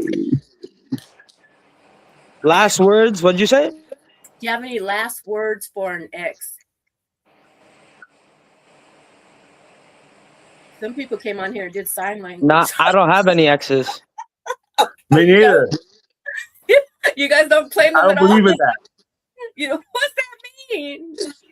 I don't believe in that. You don't know who they are? Is that what you mean? Nah, I mean, Yeah. X is a silly concept. I don't know. Yeah, I'm a human being. I relate to people. That's the nature of the word relationship. I've related to many humans in my life across various scopes. And shout out to all of them. Thanks for the good times. Okay. What about you, Stainless? I raised them out of the file, so I don't even, Okay. they don't exist. Okay, they don't exist. All right. I don't got exes. I'm sorry. I'm sorry if anybody takes offense. You know what I'm saying? But, Oh, dang. You're going to be like, I life see goes him on. online. I Life heard goes what on. Listen, don't be scared to delete files. Ooh. That Keep is true. keep your mental health, keep your aura clean, keep your conscience clean. Thank you. Accept life as a learning experience, good and bad. Gotcha. Don't be scared to delete files. Thank you. And use the block. I use that. And use the block button. Listen, I don't block and I don't delete. We got to delete a lot. this is part of self-preservation, self-elevation. Amen. It starts with deleting files and blocking people. Hey, before you go, Oh, that's my favorite button. I forgot. So what's up with Talib Kweli? What was that like? And where's he at? I haven't heard any of his music lately. Got any updates on that? I had to ask about that because But before he answers, let me just say one thing. He's going D2C. So the only way to get new Talib Kweli shit is like to contact him directly. I guess talibkweli.com, pay him and get his new shit. And he don't give a fuck about everybody. So he just won't be advertising Talib Kweli material ever again. Just FYI. Why is that? Because he got smart. He's going D2C. He has a list of customers and the people that want to pay him. You can join his email list or phone list and start paying him. If not, you can go fuck yourself and he'll still be rich. And that is the best way to operate as a capitalist, as an American. I won't lie to you. Gotcha. Okay, I didn't know that. Yeah, because I haven't heard much about him. Okay, so that's interesting. All right, go ahead, Stainless Steel. Any updates on that or any you want to tell us about that experience? I almost forgot about that. Yeah. So that's multi-layered. Okay. All right. So I came across Talib in two different points in my life. Okay. So first, before he got on. So New York City has a very famous park, which is Washington Square Park. Okay. And at this time, this is where all the MCs from all over the city used to come to sharpen their skills, and where you would have what are called ciphers, which is literally a circle of guys rapping. This is right across the Right? street from Joe's Pizza we were talking about earlier, by the way. Oh, Yeah. okay. Oh, So okay. this was a known place, right? Mhm. People who wanted to be better, right? Because everybody has a different gauge of where they want their skill set to be. At that time, Uh-huh. at that time, there was a heavy focus on skill set, wherever your gauge was at, right? Uh-huh. There were two type of MCs. There were what we'll call underground MCs, backpack rappers. There were mainstream rappers, right? Guys who wanted to get signed, make $1 million, become famous, or guys who wanted to be underground rappers and be more true to the art. So that's where those guys would go. I'm just painting the picture, Uh-huh. right? Because I don't want you to think all rappers were going there. Okay. I wanted to clarify that. Okay. This was for guys who were more with the underground culture, which was technically focused more on skills. So to give you a list of MCs, right? So Common, Black Thought, Mos Def, Oh, dang. they were leading that movement. Oh, nice. And Nice. Talib was coming up at the time. But that was the Trinity at the time. The Trinity at the time was Common, Black Thought, and Mos Def. No. This is the beginning of Rawkus Records. This is the beginning of, Stretch Armstrong and Bobito. This is the beginning of that whole underground movement. Mm-hmm. Right? Cool. So they already knew me from that. And all those guys were there. The guys that I mentioned, they were all there in those ciphers, just trying to get known. Right? This is before, this is them just trying to get known. That was the gym, what we call it. That park was the gym. Okay. And another record store, which is a legendary record store in the area, which is called Fat Beats. Uh-huh. Between those two places, that was the place where you went to get that recognition. All right. So fast forward, right? He's doing a show after the whole thing with T-Pain down south. I wind up coming back to New York. Mm-hmm. At this time, open mics were still a thing. There were still open mics at this time. Places that were just doing showcases. Uh-huh. Right? So Talib happened to be hosting one of them, heard me rap and remembered me from that time and was starting to go on a tour. Uh-huh. Right? So Talib taught me one of the most important things. Mm-hmm. Focus on having a great stage show, because you can always monetize a great stage show. Okay. If you're a good performer, talking about that. yeah, if you're a good performer, people will always pay somewhere in the world, people will always pay you to perform. And the second most important thing, put whatever you have out. At that time, the internet was just kind of starting, and that whole thing, but it was more press up your own CDs and put them out. Don't forget about getting signed. Put your music out there, and that energy that you put into the universe will come back. It will reverberate. No matter how large, no matter how small. You keep working your craft. Anything you do at an elite level will have benefits down the road, right? Someone But has it some takes background focus. sound. I don't know. You hear background sound. I'm sorry to cut you off. You guys hear that? Yeah, Elliot? unfortunately. Oh, okay. I was like, what is that? Okay, go ahead, Steve.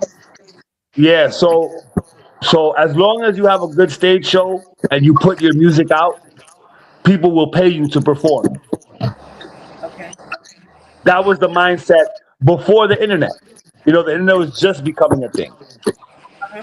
You know, MySpace was just becoming a thing, Hmm. and all these other little outlets, right? But the main thing was be proactive. Okay. Work at your craft. Make great music. Have a great stage show, and put your music out there, and people will pay you to perform. Nice. That was always his mindset. So Okay. again, Talib was never the most famous guy, but he was one of the most booked guys. Made money all year round His music before he was got into the good. podcast space. Gotcha. Shout out Talib Kweli. You know, learn from Yeah. a lot from that guy. But those Yeah. I are the love. main points. Okay. All right, you guys. Thank you guys for staying with us for so long and dealing with all of our Yes. technical issues. Yes. I think next time we're going to use a different platform, but they're always Yeah. difficult. I need to be focusing on just the interview, but we're going It to was, work on it was trying a to get pleasure. a tech person. Yes, it was a Don't worry about pleasure. it. Life is a work in progress. Thank you.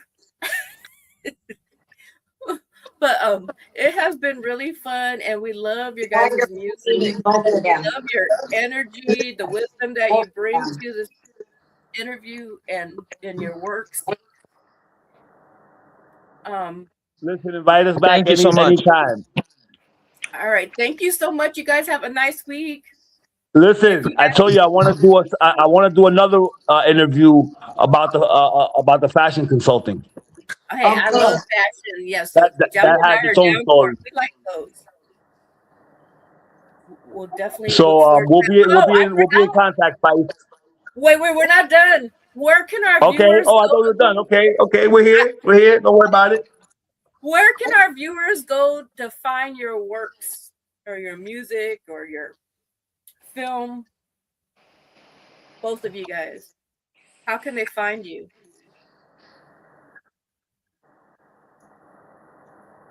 Hello? On YouTube Uh-huh. and Instagram, it's SPLIZASHH, SPLIZASHH. And I got my music on streaming everywhere, like Spotify, Apple, and shit. But Okay. Instagram and YouTube is really where I'll be posting daily. I've posted every single day since July. Okay. And what about Stainless? Did he fall off? No, I'm here. For Okay. me, Instagram is stainless steel 777, Okay. And why and aren't you guys on TikTok? I just got kicked off. Okay. TikTok has suspicious regulations. Like they just don't fuck with independent music. Mm. Yeah, I had too many copyright strikes. Okay, gotcha. Okay. So once again, where can we find you at, you guys? Stainless 4140 on YouTube. That's my YouTube handle. Okay. But I would say this: sometimes it doesn't come up because I don't have enough subscribers, Uh-huh. unfortunately. So if you go to my Instagram, my bio has my YouTube link, which has all the music. Okay. Got it. So yeah, just Instagram stainless steel 777, and in the bio there's a link to my YouTube page. And that Okay. has everything I've ever done. So I've been releasing music since 2000 till now. Every year you get at least one project. So all of those playlists they have the years accordingly. So you can look up my catalog on YouTube. All right. If you guys have any last words, now is the time. Yes, Flash. Nah, just thanks so much for having us. All right. Thank you guys. Thank you everyone on here. Pleasure. Have a good night. Thank you so much, Good Jelly. Okay, thank you guys. Jelly's probably got a headache from all my mess. Thank you everyone who watched. Bye-bye. Oh, keep the party going, you guys. Leave us some emojis. Hit the subscribe button and make sure you follow them as well. Have a Yeah. good night, everyone. Thank you Good so night. much. Thank you. All right, take care. Bye-bye. All right. Good night, you guys. Good night. Good night.